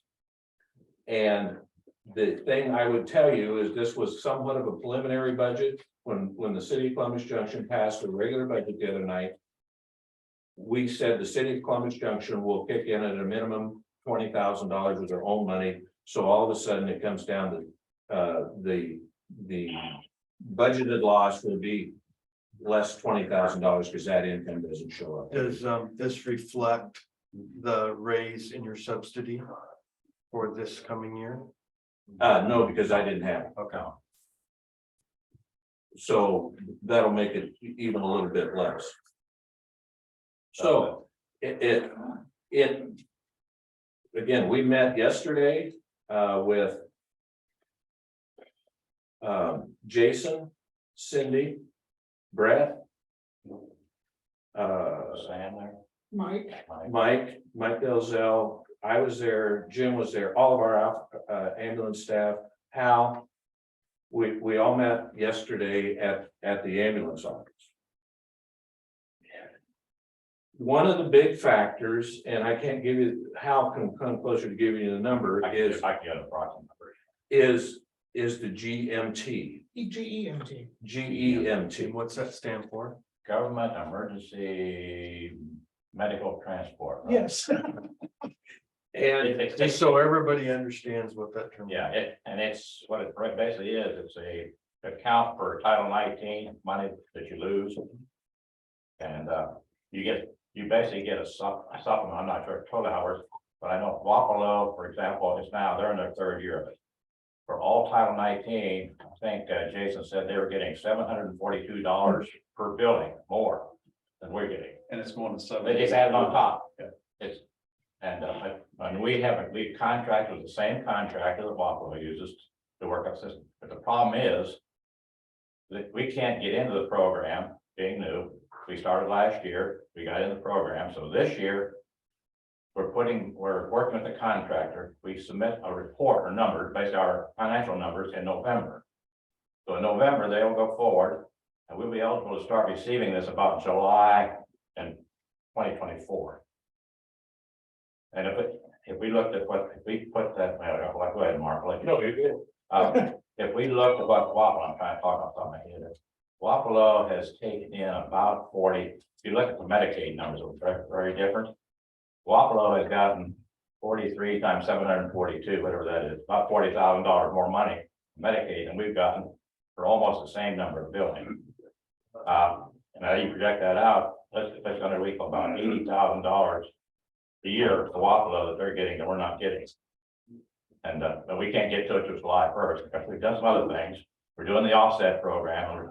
You're not going to get much out of the offset, but Yeah, every little bit helps. a little bit helps. We're doing the offset, but we're actually till July 1st next year away from starting to get into the GMT program. And that'll make a big difference. So that accounts for that counts as a big difference in the Medicaid, you see. Oh, absolutely. And you're only talking about 7 months and they've taken in about 40,000. So I think they're gonna make $78,000 more money. We're gonna make just because of Medicaid. How, when you say 2024, that's not our fiscal budget here, just July. We will actually start. It's What actually- happens, you get it on every, yeah. You get it on every building. So we will start seeing it on the buildings we get. I don't know if it starts on January 1st or not. I think probably July 1st. Yeah, we're running fiscal year. Yeah, that's right. It'll be fiscal year building. It'll be the start of this and July 1st, 2024. So 4 months, you'll be getting that $300 more per. No. A year and 4. Next year, So it's actually 2025 on our standard. Yeah. Calendar. I'm talking, I didn't hear calendar date. In your fiscal year. Calendar date we started. Calendar year, it'll start sometime after July 1st of 2024. And as I understand, it doesn't come to you in a lump sum. Right. But as you do a transaction with a Medicare patient and you bill what they actually pay you. Yeah. Goes up by the $700 and some dollars. Yeah. And again, logically, if you think about it, probably as we all get older, we have more of an opportunity to use an ambulance. So that's probably where your higher call volume is also in the Medicare, in the Medicare, Medicaid. So, and again, having nobody else to compare to, but Waffalo, in that area, they're part of the difference in the income, 40,000 of it is right there. And they're in the 3rd year of actually getting this money in their program. Correct. I've been trying to educate myself on this. You could start like to do all these government regulations, etc. But now that 742 they're getting this year, that will change every year. Right. Yeah. It can go up or down. I think It could be as much as 1,000. It could be as much as down to 300. It's based on your financials from the previous year. And we do have a large demographic in our area that is Title 19. Yeah. So we take a Okay. massive hit on That's that. something I was looking at the other day. You have 3 or 4 townships you cover in Muscatine County. Yes. Mhm. Have you ever wrote them a letter and says, hey, guys, We used to get money. Could- We used to in the years past. why don't you now? Well, because the ball has kind of gotten dropped. Drop, okay. And so I'm actually in the works of getting that And when reestablished. Jeff came in, the ball didn't get passed properly. Okay, well, I mean, And I'm not trying to, it's no more than right that, of course, they're rural townships, they're not a. right, You're not gonna get a lot, but every It's- little bit. Every little bit helps. Yeah, exactly. If it was $1,000 a month, that'd be a great help. yeah, and I'm in communications right now with 76 Township. I have a meeting with them Thursday evening. Or I'm sorry, Tuesday evening next week. So I have a meeting with them regarding that. Conesville, we're in communications to upgrade our contracts with them. So, yeah, we're working Well, on it. These are all small little numbers, but well, but but yeah, every penny counts. it all helps, like Sean says. But we cover 7 different towns. We also cover the country area. Right. we also have the largest employer in the county, 1 mile north of us, And we That's get a it. lot of calls. for that. that's in the county. Right. The other thing that we're finding is there seems to be some discrepancy. And Hal, I don't know whether you got any farther on it, but for some reason, even our Blue Cross Blue Shield is not paying at a rate that is similar to Wapello, Yeah, what they're getting. And I don't know, I believe we need to look into why is that? Is that something we are doing? Or is that something, Blue Cross Blue Shield, all they do is, they don't really insure anybody, they're just the check writer. And so it depends on the plan that they're administering. And do we have somebody, or a lot of the people that we maybe are helping, does that plan not cover as well as you would anticipate? You said earlier about I just looked on it, the numbers that I just looked up, 30.3 years is the average age in the Conshohocken area, and it's 44.7 in the Waffle area, and that was 2020. And that's what I got off the internet. Accurate, I don't know, but that's what. There was one time, and again, there's nothing you can, I mean, it isn't good or bad or anything, nobody can do anything about it. I used to watch it from a school standpoint. Emmitsburg was always really good in football, and they were a much bigger school than we were class wise, and the town was big. But if you watched as Tyson or IVP came to town, all of a sudden their town population was staying about the same, but their school population was going down, and ours was going up, which meant, in my opinion, our population was younger.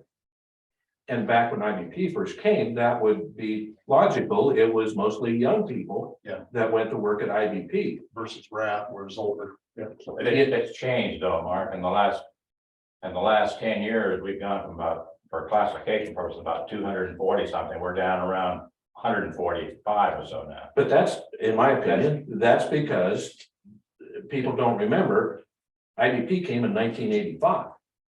That's 40 some years ago. We've already moved through a whole generation of employees. And so the IDP employee or Tyson employee is not any different than any other human being when your kids graduate from college or high school. I mean, are they staying in Wapello? Are they staying in Louisa County? Or are they going someplace else? So again, as our workforce matured up there, we then have slowly moved into somewhat the same demographics as you would expect for a rural community as far as age. So I guess we continue to try to dig into the numbers to try to figure out. I've heard all sorts of stuff. Well, you got full-time employees. Well, yeah, we maybe do, but if you take a look, it's $20,000 difference. We can't seem to get volunteers. I've heard all of that. I thought when we began that, boy, we'll just get all these volunteers back. The longer I'm in it, the more I see. I'm not convinced of that. We also have on the roster, we are in the calendar year of 22, we paid 16 different volunteers for volunteer work. So it's not like we don't have any. Now, some of those are very small amounts, and some of those don't still participate. The other side of it is we have maybe what, 8 volunteers that are somewhat regular. The other thing is basically none of them work in town. If you look at our payroll, and you look at our volunteers, I think I remember 7 months, I'm not talking about age of it. We spent about $6,000 for volunteers the first 7 months. Wapello has spent $33,000. So that's almost, now they've got 2 full-time employees and we've got 4 full-time employees. But that $33,000 is about equivalent to a third employee. So if you look at what Wapello is actually spending, they're paying about 3.5 full-time employees in total wages compared to our 4. So the difference is not as big as you think it'd be there with 2 full-time employees. So there was $6,000 for volunteers plus 33, and they pay them a little different on their volunteers. That might be a factor. You motivate somebody by paying your volunteers a little different, and I don't know. I don't know the plus or minus there. You're gonna gain income by paying more for volunteers to get them in there. It's, you haven't looked real close at that yet. Yeah, I think key is that billing rate. And Yeah. it's the income side. Oh, yeah. I'm not saying that you don't babysit the expense side and you try to find every nickel and dime you can save. But it isn't the expense side, it's the income side. And we don't, and one of it we know will come around, but it's not gonna come around until after July of 2024. And the other one that we gotta figure out is why is our insurance billing rate not similar to Wapple? The Blue Cross Blue Shield, we've got to figure it out. We have a. The Medicare numbers that we showed you there was, I think, a 131 to 70 or whatever it was from Medicare. I reworked those last night after talking to the Waffle people, because they include a lot of the other, what we consider other insurances, and they're Medicare, they're actually Medicare providers. And so I juggle those around. I think the numbers, I didn't bring it with me. I think the numbers now for our Medicare is 138 billings versus 131 for Waffle. So that's pretty close. Now, but the amount of payment we got is lower than Waffle. And I think part of the reason is we just talked about that the demographics is different. So the Waffle is getting a little more there in Medicare. But also on the Medicare, when we lumped ours in, now Buffalo doesn't seem to have a lot of these, what I call low-end providers. Medicare will, on normal average, about 43% of what you bill. But the others that we added in that Buffalo doesn't have, they only pay about 30 to 30, low about 30%. So our payments for Medicare, even though we've got more, our payments are less. And I think the function of the age in the city of Buffalo, plus when we're putting in Medicare, they're strictly Medicare at about 43%. And ours, we're putting a lot of them in there, it's only paying 30%. So it kind of biases the bigger. I'm looking at the numbers now. I think we're good on Medicare. No, I know what's happening there. I think we know the problem for Medicaid because we know that GEMT money in there will make the difference. The ones I haven't looked at, I just began to look at it last night, is the Blue Cross Blue Shield. Why were it? I don't know, they should be the same. Blue Cross Blue Shield is pretty standard. But I know Jason mentioned in our meeting yesterday that he mentioned something about some differences in Blue Cross Blue Shield, and we need to follow up on that. Our private, which means private collections, we're down some, and part of that's a function. We're not real aggressive in trying to collect private. I think that's my opinion, Jim. We're not real aggressive in trying to go out and collect money from private entities, from people that don't want to pay. We've got a number of them in collections now, but we know what you're going to get. Collection is going to take about 40% of when you get it. Right. It's a function. Yeah, but it's We're trying to tackle every problem we see in there, right? still expenses of money that you should try to collect, and I know Waplo does it too. When I left, they were putting it on their property, and it may take We're doing that. a decade to get it, but Yeah. you will eventually get it. We're doing offset, we're messed up collection. Well, as I understand, putting it on property taxes, Or gambling winnings or Yeah, whatever. property taxes, as I understand, Income tax. we were learning yesterday, we can't do. Waplo isn't doing it and can't do it, and we can't either. What was that again? One more time. If it's a citizen of Columbus inside the city limits, and if they owe the city money, we can file with the county auditor? Is that what we do? An auditor, or do we do a treasurer? But anyway, Jason is saying that whoever wouldn't accept if it was a levy for real estate taxes on an ambulance call. And so they haven't been doing that. Or aren't now. So you're Does Sandy, does that make sense? garnishing property. That's news to me. It was news to me yesterday.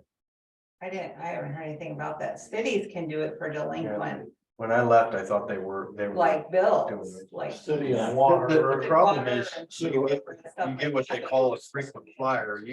There's a couple of residences in town that use the ambulance a lot. Yes, and we have And as well. they don't pay, and those are the ones that you have to narrow your focus in on. Yeah, and I don't know the inner workings from the city, but from the EMS side of things. I've always been told that the city can do it for their residents, but they can't do it for. It's true. Oh, that. An unincorporated town, Absolutely, I Right. understand that.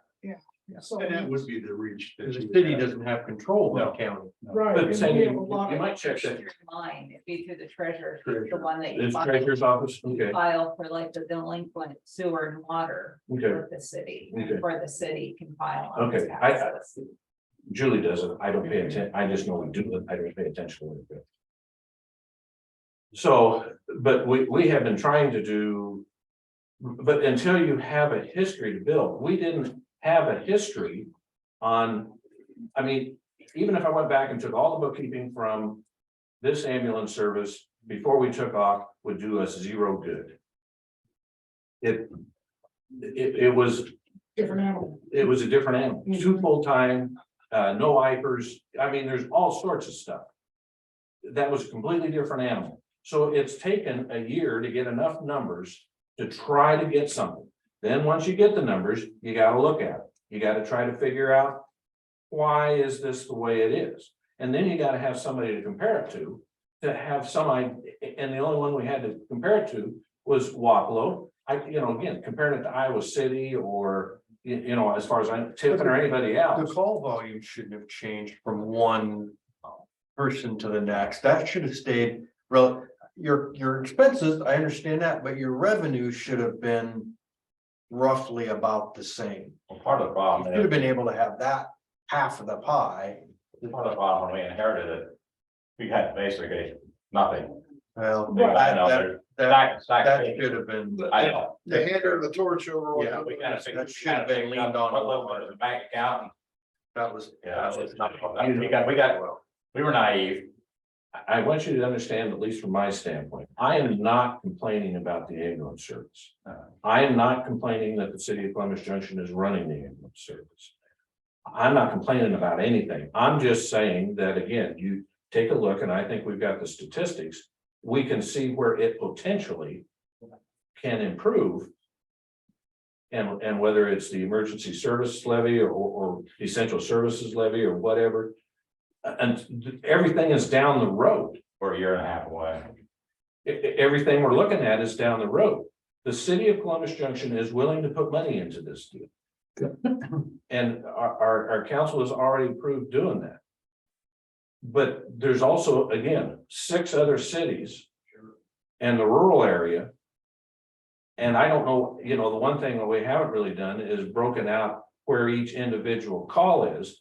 The other side of it is I've got them looking up so many statistics now that they hate it when I walk in the building.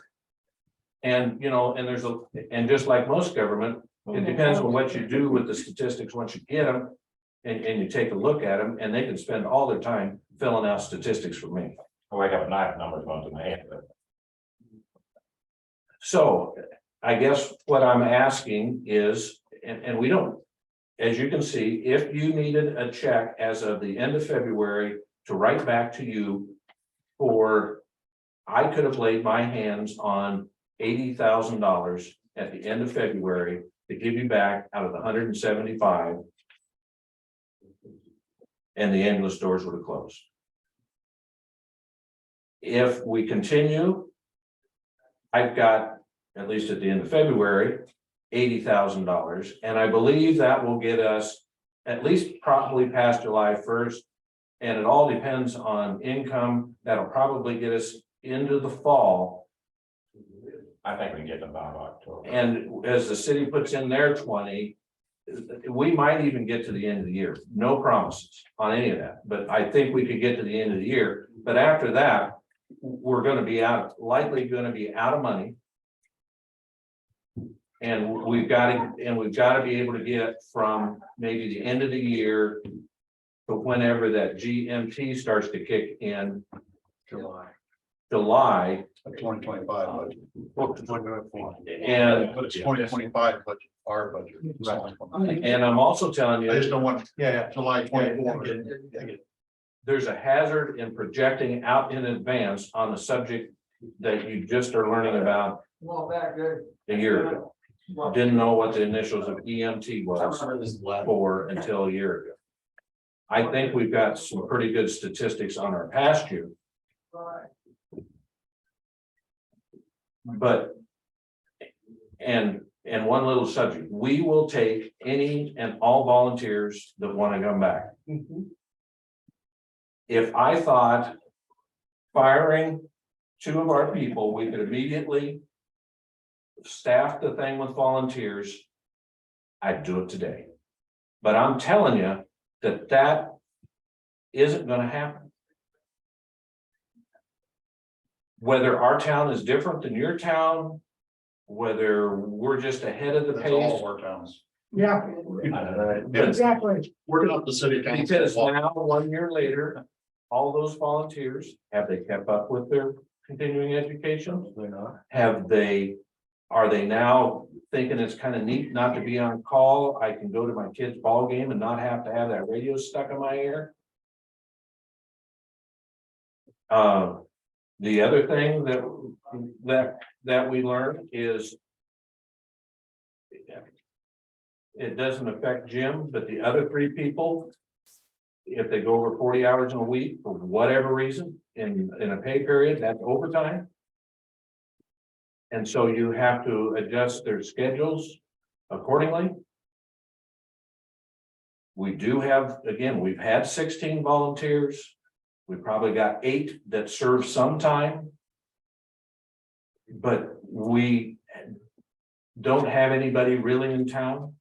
Now, I also got presented with the thing, and I never thought about it, but I don't think I'd get away with it.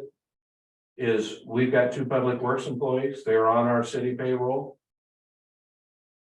Do I force them to become EMTs? Drivers.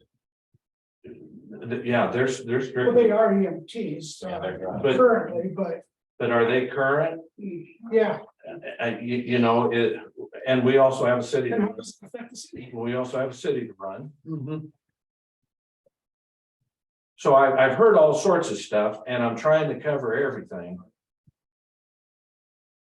And again, a year ago, I didn't even know what the initials EMT stood for. I think from a county standpoint on our side, we just want to keep our finger on the pulse of this and see it every month.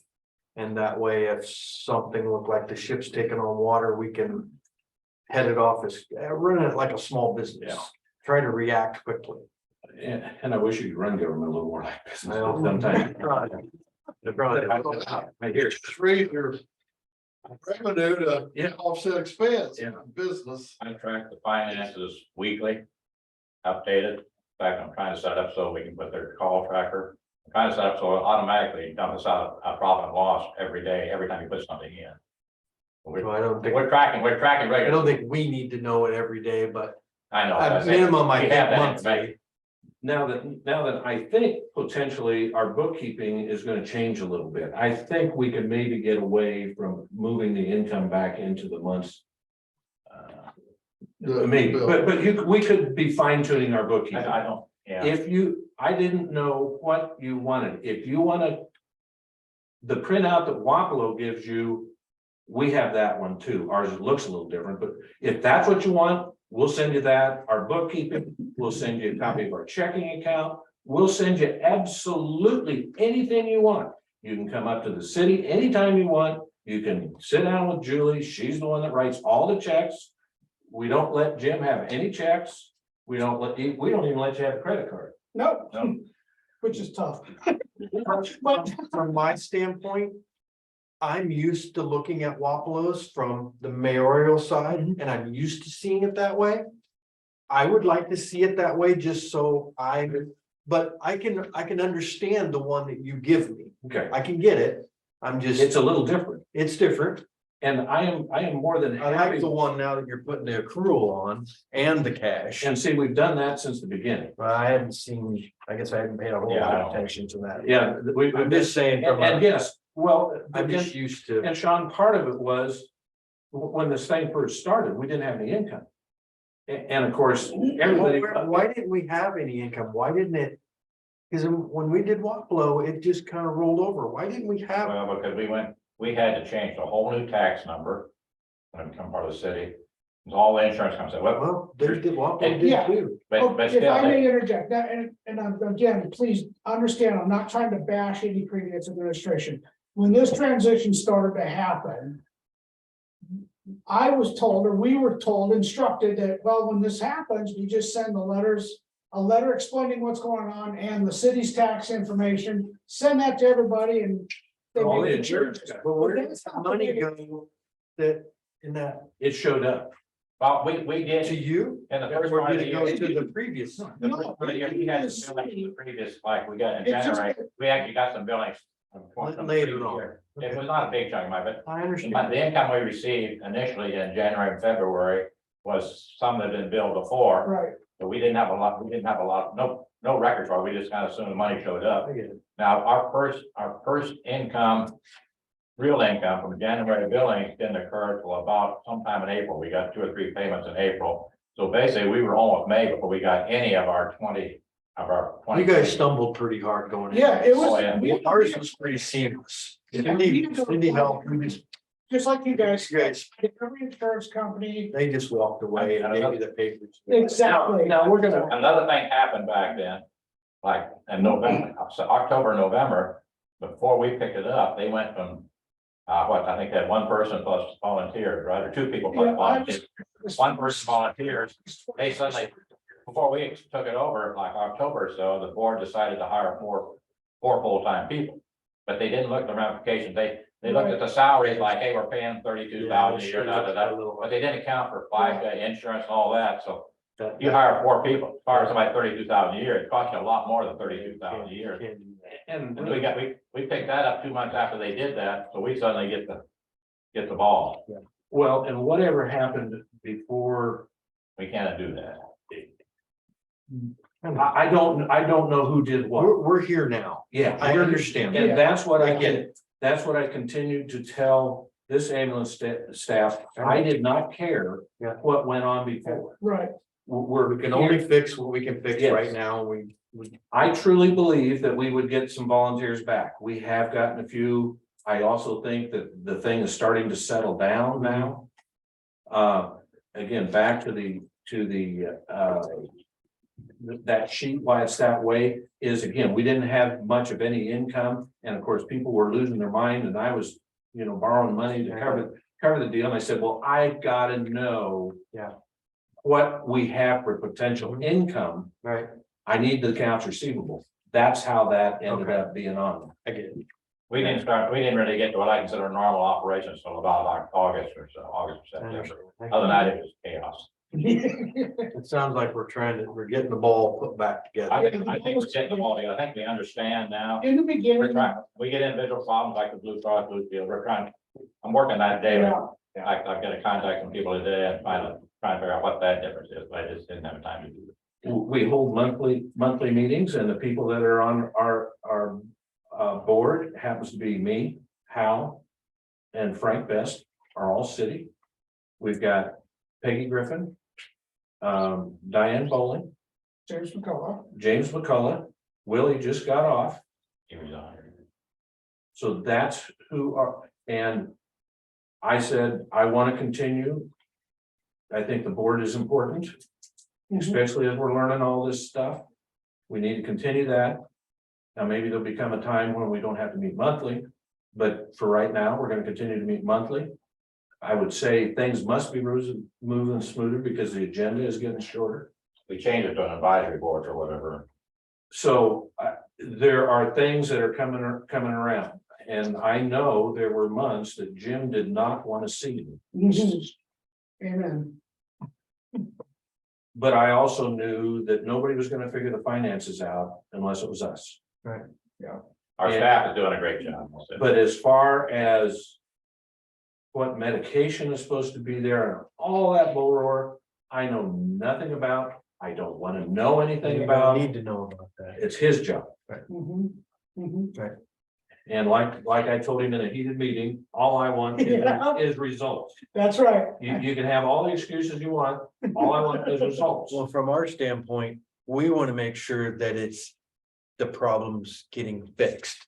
We don't want to needlessly just throw taxpayer money at a problem that's not look like it's getting resolved. It, That was the whole, there's there's a problem, where's the problem? I feel much more comfortable with it now than I did 6 months ago.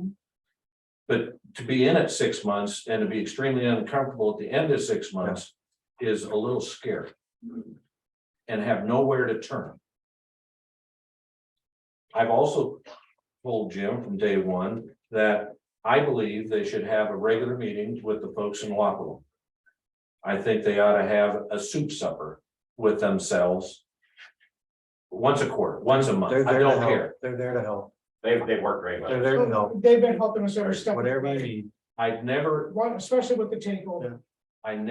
it seems like up and at least until now, maybe the Wapello ambulances had to help cover us. I told Jim, I never want to hear that we didn't go down and come into anybody else's jurisdiction. Be right down honest with you, I don't care if we go to Washington, Muscatine. We gotta race the lines. Yes, that if we're needed and we're the closest one or the only one available, we need to go. Well, I can tell you, I was at a meeting with the Wapello ambulance here a month or so ago, and they said, it doesn't matter, right, where it's at. That Right. our job is to take care of people. Amen. If it's calls and we're supposed to go, we're gonna go. Our name says Louisa County Ambulance. That's whatever it is. Yeah, and we did that on purpose because it's the Louisa County ambulance, because we cover 7 towns. We don't cover just Columbus Junction. Right. We cover 7 towns. I think the other question we need to ask is how can we get that billing higher? Because we're losing half the income on every one of the billing. And What can we do Yeah. to accelerate Yeah.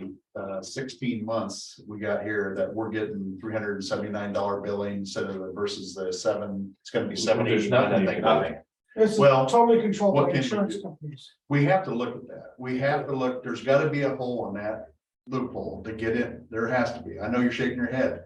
But right there, that's half the revenue that we have an opportunity in 16 months. What can we do? There's ways we can do it. There has to be. I guess I'd like to know, but as far as I know, according to Medicare rules, if We you, have 16 months. if you that submit we're to gonna fix this Medicare, money. but Medicare pays you, you're done. Medicare You can't go after. Medicare looked at the bill, they adjust it, I get it. they adjust it, they gave you 80% of the adjusted figure. And the rest of it is. I'm sure it's different, but I'm on the nursing home board too. What Medicare pays you, they pay you. You can't go back to the At the resident current and ask them for setup, more. you cannot be get. But if we do something different. Well, As a talk to them about that, we have to get together, because this is 16 months of half billing. This is the difference of breaking closer to even to losing 20,000 a month. But you take We like will a lose 20. Title 19 provider, We have, if we bill $1,200, they maybe pay us $125 and say, sorry, you can't write off the rest of it. You can't go to the patient and try and collect. And that's where the GE And Title IX helps. That's where the GEMT will come back and help you in 16 months. and Really, the one we need to Right check now, out is Blue Cross. they Blue just say, Shield. that's We all need right, to- That's the one that we need to, if Yeah, that, that, we can solve that problem a little bit. if that is in fact the case, That's, we need to take a look at.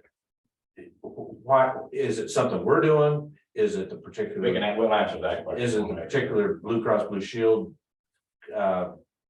program that we're running into? What is it? The other thing that we hadn't been doing is when somebody gets an ambulance call, obviously they're gonna end up in the hospital, I suppose, if you're getting paid.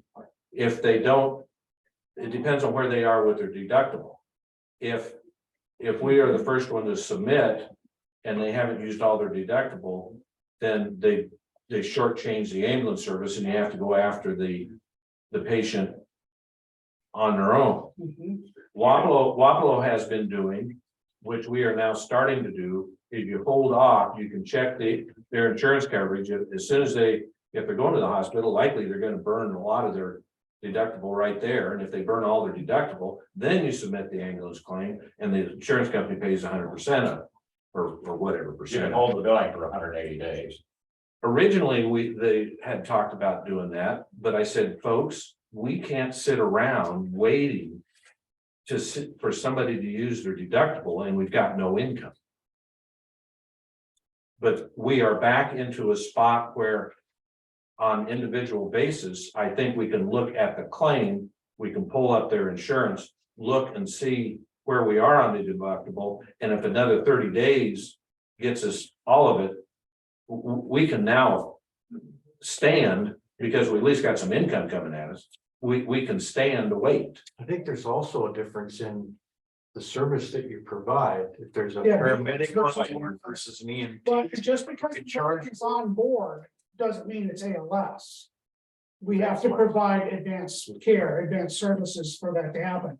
And yeah, I can stick an IV needle into everybody. I could, but can I consciously justify? Right, You know? I understand. I'm just letting these guys know that there are different levels in. No, I just, Because there's. yeah, and. There's a lot of stuff. That wasn't even that wasn't. It's not gonna be- it's layers to- I want to make sure it wasn't the intent for the person. Yes, understand, yes, absolutely true. You know, I'm gonna provide everybody the best possible care I can. Yeah. And in that done as well, I will justify anything I do to the insurance companies.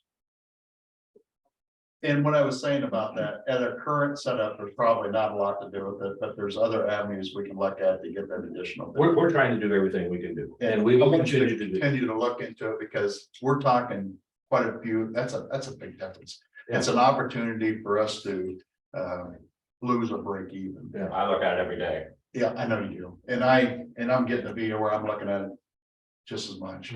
And where I'm seeing too, on this loss, we don't really incorporate the 150,000. That's where we gotta get that into the. Well, actual that's where I'm picture. saying, if you want a copy of the checking account, I'll send it to you, because to be Don't honest need with you, that. on a profit and loss, you don't stick the checking account balance on there anyway. I mean, on a true one, ours isn't exactly true, but that shows up on a balance sheet. Accounts receivable shows up on a balance sheet, cash shows up on a balance sheet, inventory shows up on a balance sheet. What this is a modified income statement. It's a tool we're using to understand. You don't show loan pay, which we don't have any, but you don't show loan payments and you don't show income from a loan. That's why those numbers aren't in that. It's a tool that's on my computer only. I guess it's proprietary as mine, so I don't get paid. Showing daily operating costs. As a county supervisor, we have $150,000 of taxpayer Yes, money yes, invested. you do. Yeah. And that's where I need to show it. And that's where if you I want, understand if you want a copy of the checking account statement, or I'll check with Julie, I suppose we could probably put in their beginning cash balance and ending cash balance. It wouldn't be a big deal to do that. Again, with everything else that's going on, that's just one thing we have to. need to see that. Yeah, knowing that money's in More than there, that. knowing that money's in there, that's how I say, I think we can get to October or somewhere in there before. We need to. Depending on, But what did you budget to lose again? I was trying to go back through it. I can't find that true number where you guys had in there. You expected, I heard it earlier in the comments, you expected to lose. Which one is that on? This was red. This one here, right? You've got income. Yep. Expense, subtracted to. And that's for the year. That's for next fiscal year.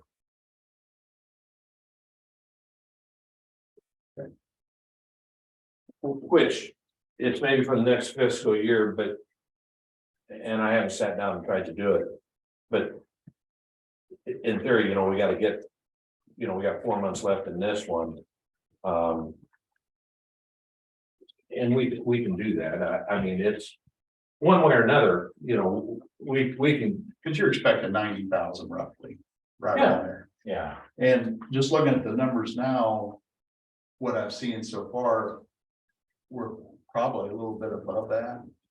Could be. I think so. So that's where I'm going at. Okay, you're expecting to lose 90, but the numbers I see going on there, it exceeds that. It's a budget. Yeah, I know, but I'm trying to get my head around it because It could we're be. the bank. It could be two. And I want to know if this business is going to continue to lose money, do we want to keep loaning Yeah. money to a business? Yes, you do. So I have to be responsible. Yeah. So when I'm asking these questions, I don't want people to think that I'm attacking. I'm trying to figure out as a bank what we can expect to continue. My banker does it to me every time I go in there. If I go in there I've done and it if I all take my my business plan in there and I'm gonna lose $90,000, I bet he won't give me They that. ain't gonna give you the money, yeah. So, It's different though, but yes. We're not in the business, we're in the service. well, I don't have money in our budget to be a bank. So this is where I am probably Well, the city of Columbus more Junction, protective. the city of Columbus I Junction, don't have extra money in my budget to be a, we don't either. and that's what I'm getting at. And I don't have $90,000 to be a bank. Yeah. And I don't have, well, we was $45,000 short on our budget the way it was, which we are every year, like everybody else. We anticipate cost. But I'm seeing 110,000 that I have to, so I'm $200,000 short in my budget that I didn't plan on. So this is where I'm coming from. And I am trying to run it as a business and Been there, done that. I know. And that's why I'm talking to choir on that, but this is why I'm concerned, because if we have ways out there, and when I asked a question about we have to find out where we can get the most results out of our billing. So we have to look at alternatives. We have to look at if there's a partnership, we have to, as a county, because we can't continue to put money. I don't have the money. We don't have the money to put into this Well, we don't either. right now. And exactly. So we have to look at our billing practices. What can we do to get the biggest bang legally? I'm not No, asking no, for I anything understand. else. To what we can do on our billing to get, we get a chance to get, we're only getting 50% is what Waffle's getting on our billing. How can we get that to 100? We have to look at alternatives. We have to look at Over half of it comes from Partnerships. GMT that we don't have yet. Our expenses are $20,000 less. If we was getting the same as Wapo was getting for the GMT for the first 7 months, we would have gotten an extra $35,000. that's where I'm this coming fiscal from. year. So which, but, and I just recalculated our profit and loss late last night. At 68,000 show, we're losing 66,000 right now as of the end of January. You take that 66 and subtract the 35 from it, make a whole different game. Then the other key factor we gotta get to, with the GMT and the EMS, if we get the EMS and get that passed, EMS. Us and Wapo should be able to operate pretty, Yeah. we should be able to operate pretty close to the line. What scares me, what if it don't pass? I know it's not easy to get a 60% vote. I know I've been in situations before where we try to get a 60% vote, and you gotta try. It don't just happen, you gotta get out there and sell it somehow. Hopefully this board will do it. My responsibility is run business as it won't pass. Yeah. Because we gotta maintain a service that we have established in our community. It's a need. It's a top need of our community. One of the top. Well, They don't pass. to be honest with You you, gotta have to have a new plan. You gotta have it. yeah, you're gonna have a new plan, and again, the city of Columbus Junction, the ambulance that's stationed in Columbus Junction is covering 7 cities. So I don't know, is it's the citizens of Columbus Junction's job to cover. We gotta their- sell that I in. think the same is true with Waffle, it's not Waffle's job to be paying for. Yes, I would, Everybody. I told Brett yesterday, there is no reason that the citizens of Wapello should be willing to do that either. I'll leave that to Wapello, I've said that. for years. that's their problem, but. Again, it's not us versus them, it's, Oh, no. it's the. Why don't we look at lines? Why don't we look at, like right now, we got the same lines as the fire department. Why doesn't the ambulance groups get together and figure out a way to balance this more? There's a lot of questions in it. I just don't want to stop there. I want the minds open enough to look, what can we do first to get that double billing? Or I shouldn't say double billing, the billing that brings in double the amount. And what can we do there? What can we do to ease the lines where we don't have this? Because I want to race the lines. I want Wapro to go to Junction. I want Junction to come here and just be clockwork. And you've already got that between the two services. I feel- That one you signed. But I think that too, when dispatch calls for a service, that line might be better if we work together better. Absolutely. Because I think right now it's too jagged and it follows the fire. Yeah, and unfortunately, and And it in should. many cases, they don't follow the fire. And it should. Yeah, and It's that's, like, right that's now, where- the area is into the 5 mile lane. yeah. Does that make sense to you? Not me. You gotta go clear down to Oakville, I mean, from here, I take it, you go clear to Oakville. Oh, yeah. And, But there's EMTs there to cover. Yeah, first responders. First responders, I mean, Now, there is one small difference that Wapello has in their billing. Is that their transports are a lot further than ours normally, going to Burlington, a number of places they go to. We go to Washington, they go to Burlington. They say their transports, and they get mileage $16 something a mile for that when they get a bill. So there's some small amount. Right. I can kind of pretty well account for everything in there. I don't see a lot of difference between what us and Wapello. And I say I have to figure out what the difference that Blue Cross Blue Shield. Other than that, I can pretty well explain everything else in there. We're trying to figure that out. We have a theory that we're kind of a new service in their eyes. You know, the being that we had to reapply to them so that we may be at a lower rate. But I have Jen tasked with trying to get that figured out, but Blue Cross Blue Shield's like Medicare, Medicaid, you can sit on the phone for 4 or 5 hours waiting to hopefully talk to the right person. And there's other things. What do we can do for duplications? What can we do for duplication? We have 2 or 3 people in this county building.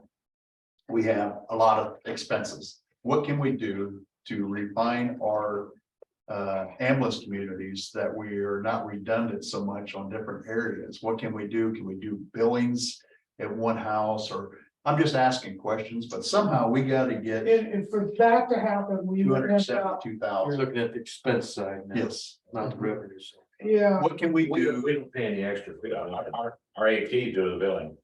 We're not paying anything extra for the billing. so if you had one person doing the billing, would make income wise. Jen does the billing while she's at base.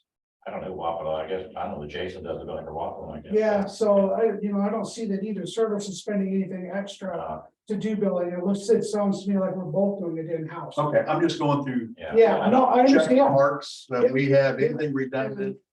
Ambulance calls, if we got the. We look at side billing, but it's not cost. Somehow we have to make this as a 1 unit site plan. And I don't like I said, I want lines. I've been on the fire department. I was on the ambulance. I hate lines in the same. We can't be effective, a county-wide thing if we have lines. We gotta embrace them all. If you got morning sign in there, but they're a totally different animal for us. But that's gonna be a subject to But conversation. That's gotta be on the radar too, because we have to look at That's that. a different conversation. Yeah. Smaller amount. Yeah, but it all. Wapello and us are pretty comparable, basically. Yes, yeah, We're together. yeah, and it's a paramedic. Yeah. Yeah. Yeah, Well, what? we're all on the same page, but we gotta do some things that we can sharpen it to get more income, because I do not have enough money that I'm calling from Brad that we can budget $100,000 loss. I can't. Well, we'll just see where we go. And that's why we need, and Sean brought it up too, we need to be, our finger needs to be on the pulse as it's happening, because we can't absorb a lot. I will gladly, when I put my number together, I'll gladly let you know every month, maybe every week, whatever you need to know. No, monthly. How progressing, far progressing. I try and project out how far do I think we can get without having something happen. I do that almost on a daily basis. Anything more than. I'll keep you informed on where we're headed, where we think we're headed. I don't want to run your organization, but I just want to have a finger on the pulse. If you see a large expense coming up that we're gonna have to handle, I need to know about it the day you know about it. Anything more than monthly feels like we're micromanaging. I don't want to run that, No. Like I said, I can give you whatever level you but I do want to run my check. Once a month. want. And this is. I control my check. Is there any way that 14-month No. deal can be? I don't think so, Chris. Well, I need to ask that question. Guys, I can go clear to the top. That's a lot of money. And you look what it's. Our county salary is. Rentals. Sure. We got to get ahead of this.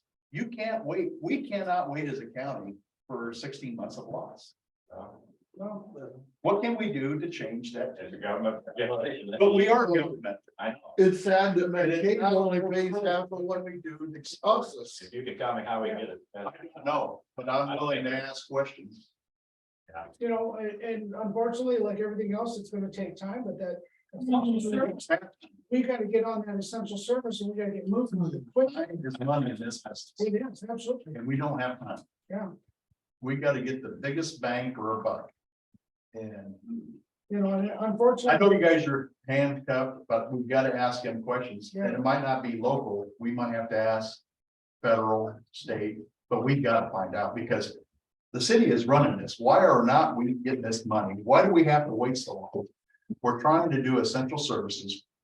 There's the questions we got to ask, we got to bring people in, their state representatives, or federal representatives, we got to ask this question, what can we do to get this money? and our We doors can't open go to this long. any of them, and, you know, if we can get them in and talk to them, we're more than willing.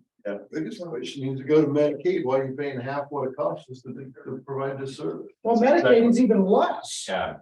Well, I mean, I'm being kind to that. Medicaid pays about 16%, Yeah, yeah. Well, and yet you have to write the rest of it off. That's And that Title gets us- 19. You can- For our little you can get service, that them to- gets us the hardest. You know, we don't have our money invested into low interest, and we're not gonna close the bank, but I'm just saying. It's alarming right now, and we have You can to. find a philanthropist that needs a good tax deduction, we can provide it. yeah. Unfortunately, ours died a few years ago. We get money from him every year, but Earl Roundy would have said, okay, how much you need to write a check? You was lucky to And have people are great. Yeah.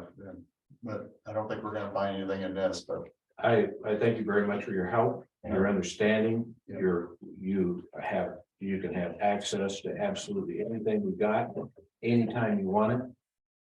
Same here. If we come up with something magic, we will tell you. Yes, if we need to make a call to Medicare, to see if there's a way to speed up that GMT, sure, more than happy to try to do that. if we need to talk to anybody. We'll ring the alarm when we think we need to ring. the alarm. Yeah, but I don't want to Yeah. hear about your business every other time. I don't want to be micromanaged, but I want to know if you have any big expenses that we might have to pay. That's I don't anticipate that. We don't have to go down here. We can keep informed by email, whatever you want. Cause I only got a few pop cans to put in the bag, and if I have to go and pick up more, we're gonna have to go look for some. And we're still using our fundraising side to handle our equipment And that's a good man. and things I- like that. I love So it, but we're it's, really working hard not to dump those kinds of expenses yes, to the city or county. Yeah. We're trying to do the best we can. OCA probably be able to direct some money. Yes, yes, and we, We're gonna kick them a little bit and say, get out there and yeah, they just got up and running and, Yeah, we just- and, But that's basically where, what capital purchases of any size that we've had, that's where they've come from is. is through our fundraising. our fundraising money. Oh, I that's can hear perfect. Randy now. I can hear Randy right now. This is We're gonna beyond run bake sales. ambulance service on bake sales.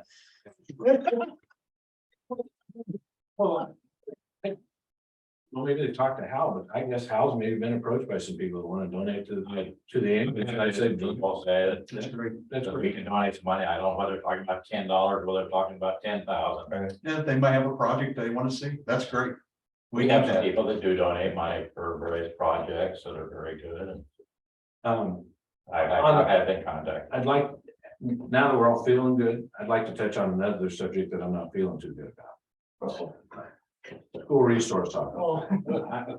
I read Jim's article. And you had someone that was frustrated with the process. And what was going on.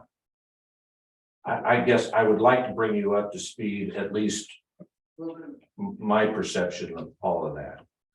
As I understand, originally the superintendent, I think maybe contacted Donnie or maybe contacted sheriff's office first about the school resource office, which is fine.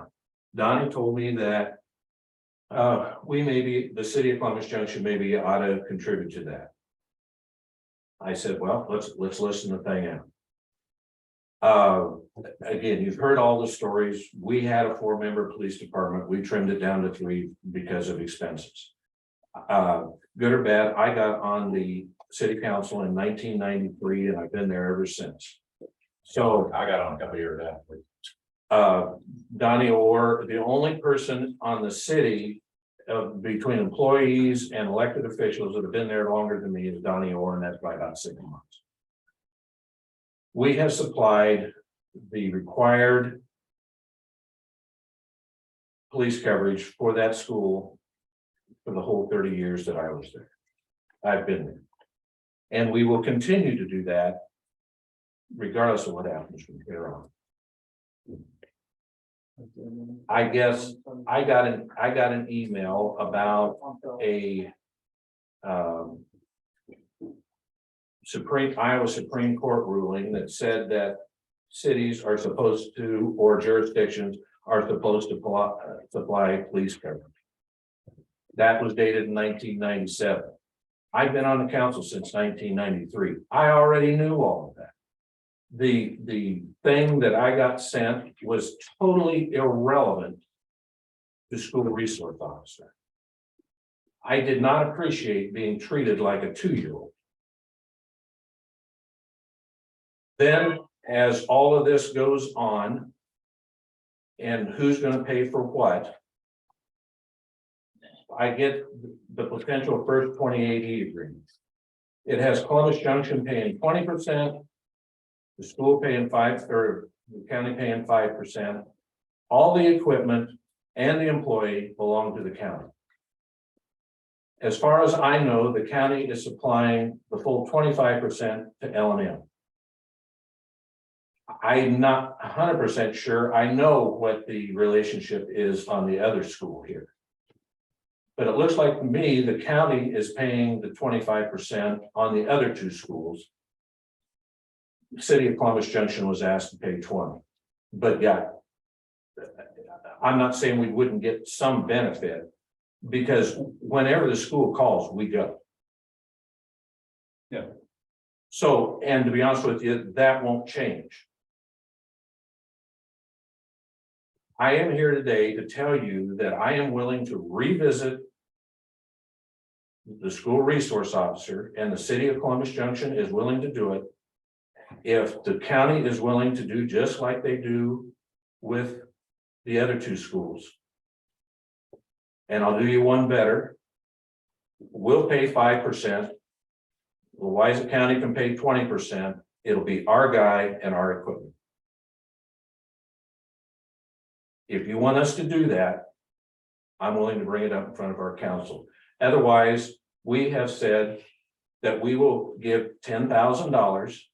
I don't believe we owe it, but we will pay it $10,000 a year for 5 years and an extra $5,000 to start with. 15, 10, 10, 10. But I believe that we have been misrepresented. I don't believe we are being treated the same, and we're being criticized because we don't just jump in and do it. Probably the city of Columbus Junction has supplied more police officers to the county than anybody else. And that's fine.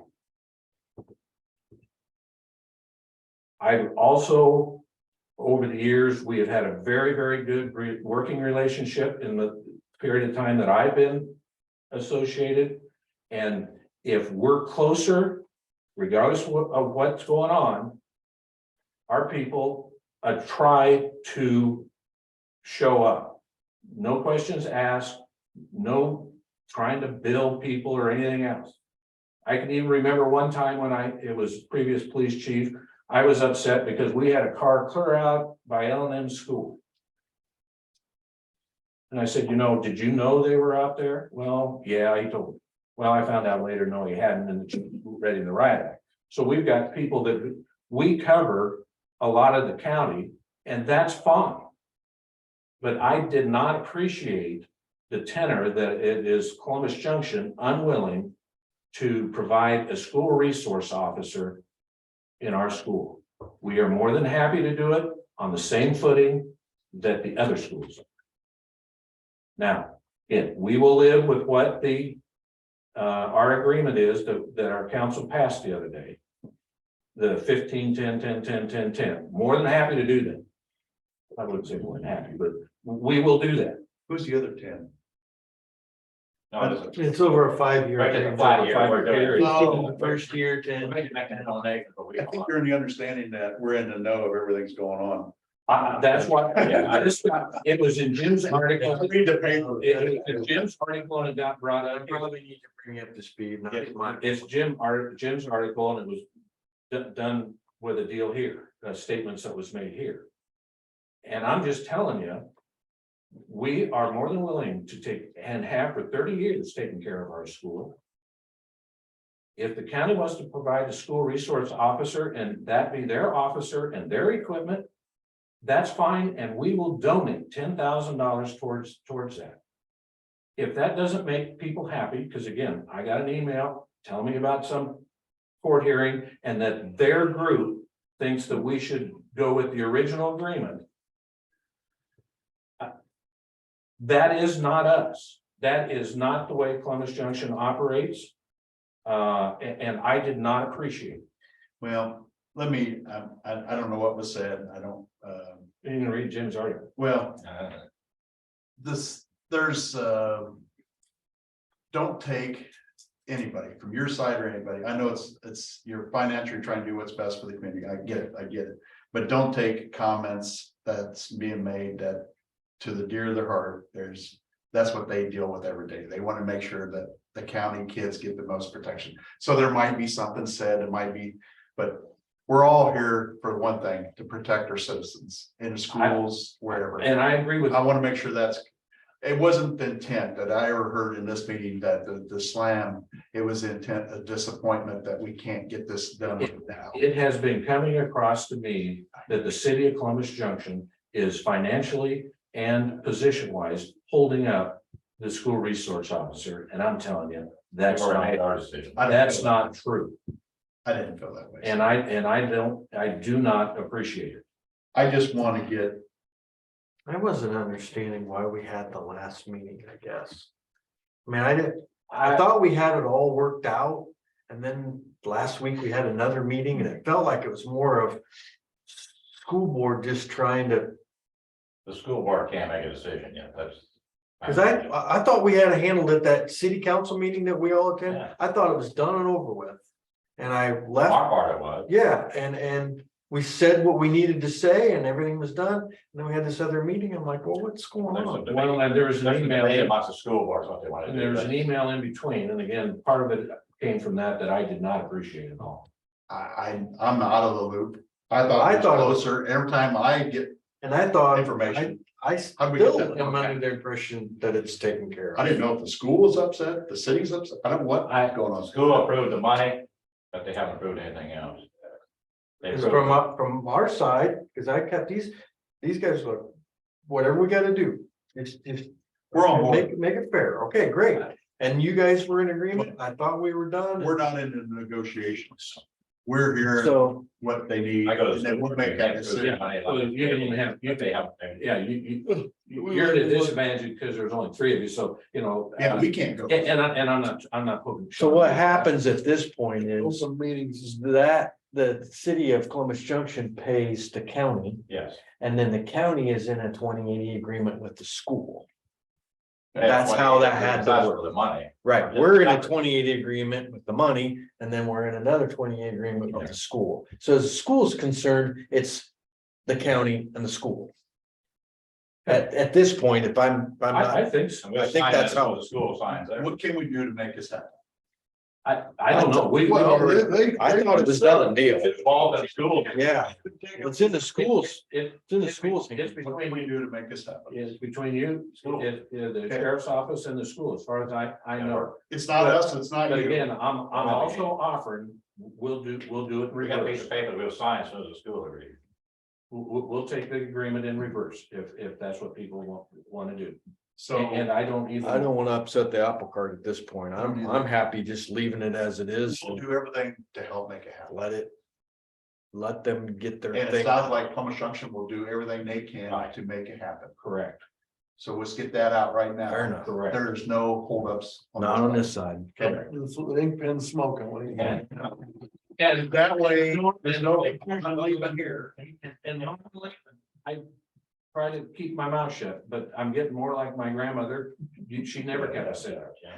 And, Comes with age. it must. And I can't believe that you're getting older. But I try to be well, that's good. polite. I try to be polite. Until it's time not to be polite. Yes. Well, Yeah, there's a politically time to be correct. polite. It's not polite. You gotta be politically correct, because I don't want to do anything to upset the apple cart to make Yeah. this thing, because this is a great program. Yeah. And it's a needed program, we wouldn't be looking at it, but now we got it out that neither one of us are hold up. We want to work with the school to make sure it happens. Yep. Agreed. period. We're all, Trying to provide services. our So community. sorry that feelings got hurt, but that, I don't think Well, that it's was. probably my feelings that hurt more than anybody's out of the whole thing, and I'll sure live through it, because Since I became supervisor, I don't have feelings anymore, because people step on them every day, but it's, the fact is, we're trying to do the best for these kiddos. And that's what, if, I don't care if I get upset. I like it when people's feathers get ruffled, because when that happens, things happen. And we When gotta make people sure- are all stirred up, then things don't happen, but You don't have some that disagreements. gets motivation. Not Boy, disagreements, that, Probably not doing the right job. If something happened, No whatever problem. does, but I want to make sure that we have somebody there to make sure. as far as I know, I thought it was moving forward, and they're I did too. they're hustling to get it, I'll find out. for the next school year, and Yeah. I think the timeline is shrinking quickly from what I understand at that last meeting, but Well, we're 100%. We're ready. well, yeah, I think it's more the school trying to figure out if they can allocate all the funds they need to make that happen, but maybe I'm wrong. I just don't want somebody's feelings hurt keeping this thing.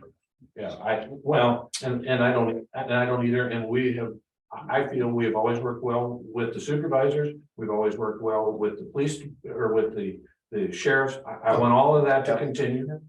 Yeah, your PD and our sheriff's office is always working Yeah. hand in hand. Like I say, Again, probably you don't want lines. half of your sheriff's departments is old Columbus Junction police officers. And, we're the ones that run them through the Keep academy. training them. Academy and. And I get all. We do too. We have that. And to be honest with you, and I assume Fredonia did it, but we used to do the police coverage for Fredonia. And Then they came to us. they came to you, and we got underbid by $50, and that's fine, it's free country.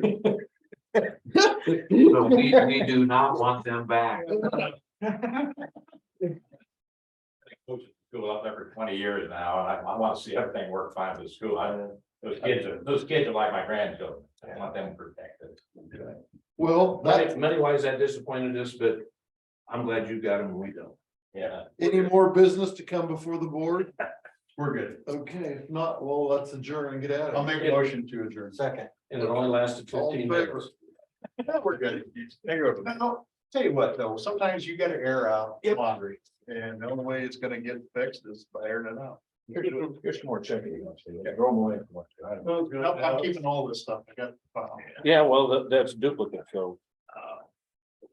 So do with it what you like. Well, I don't.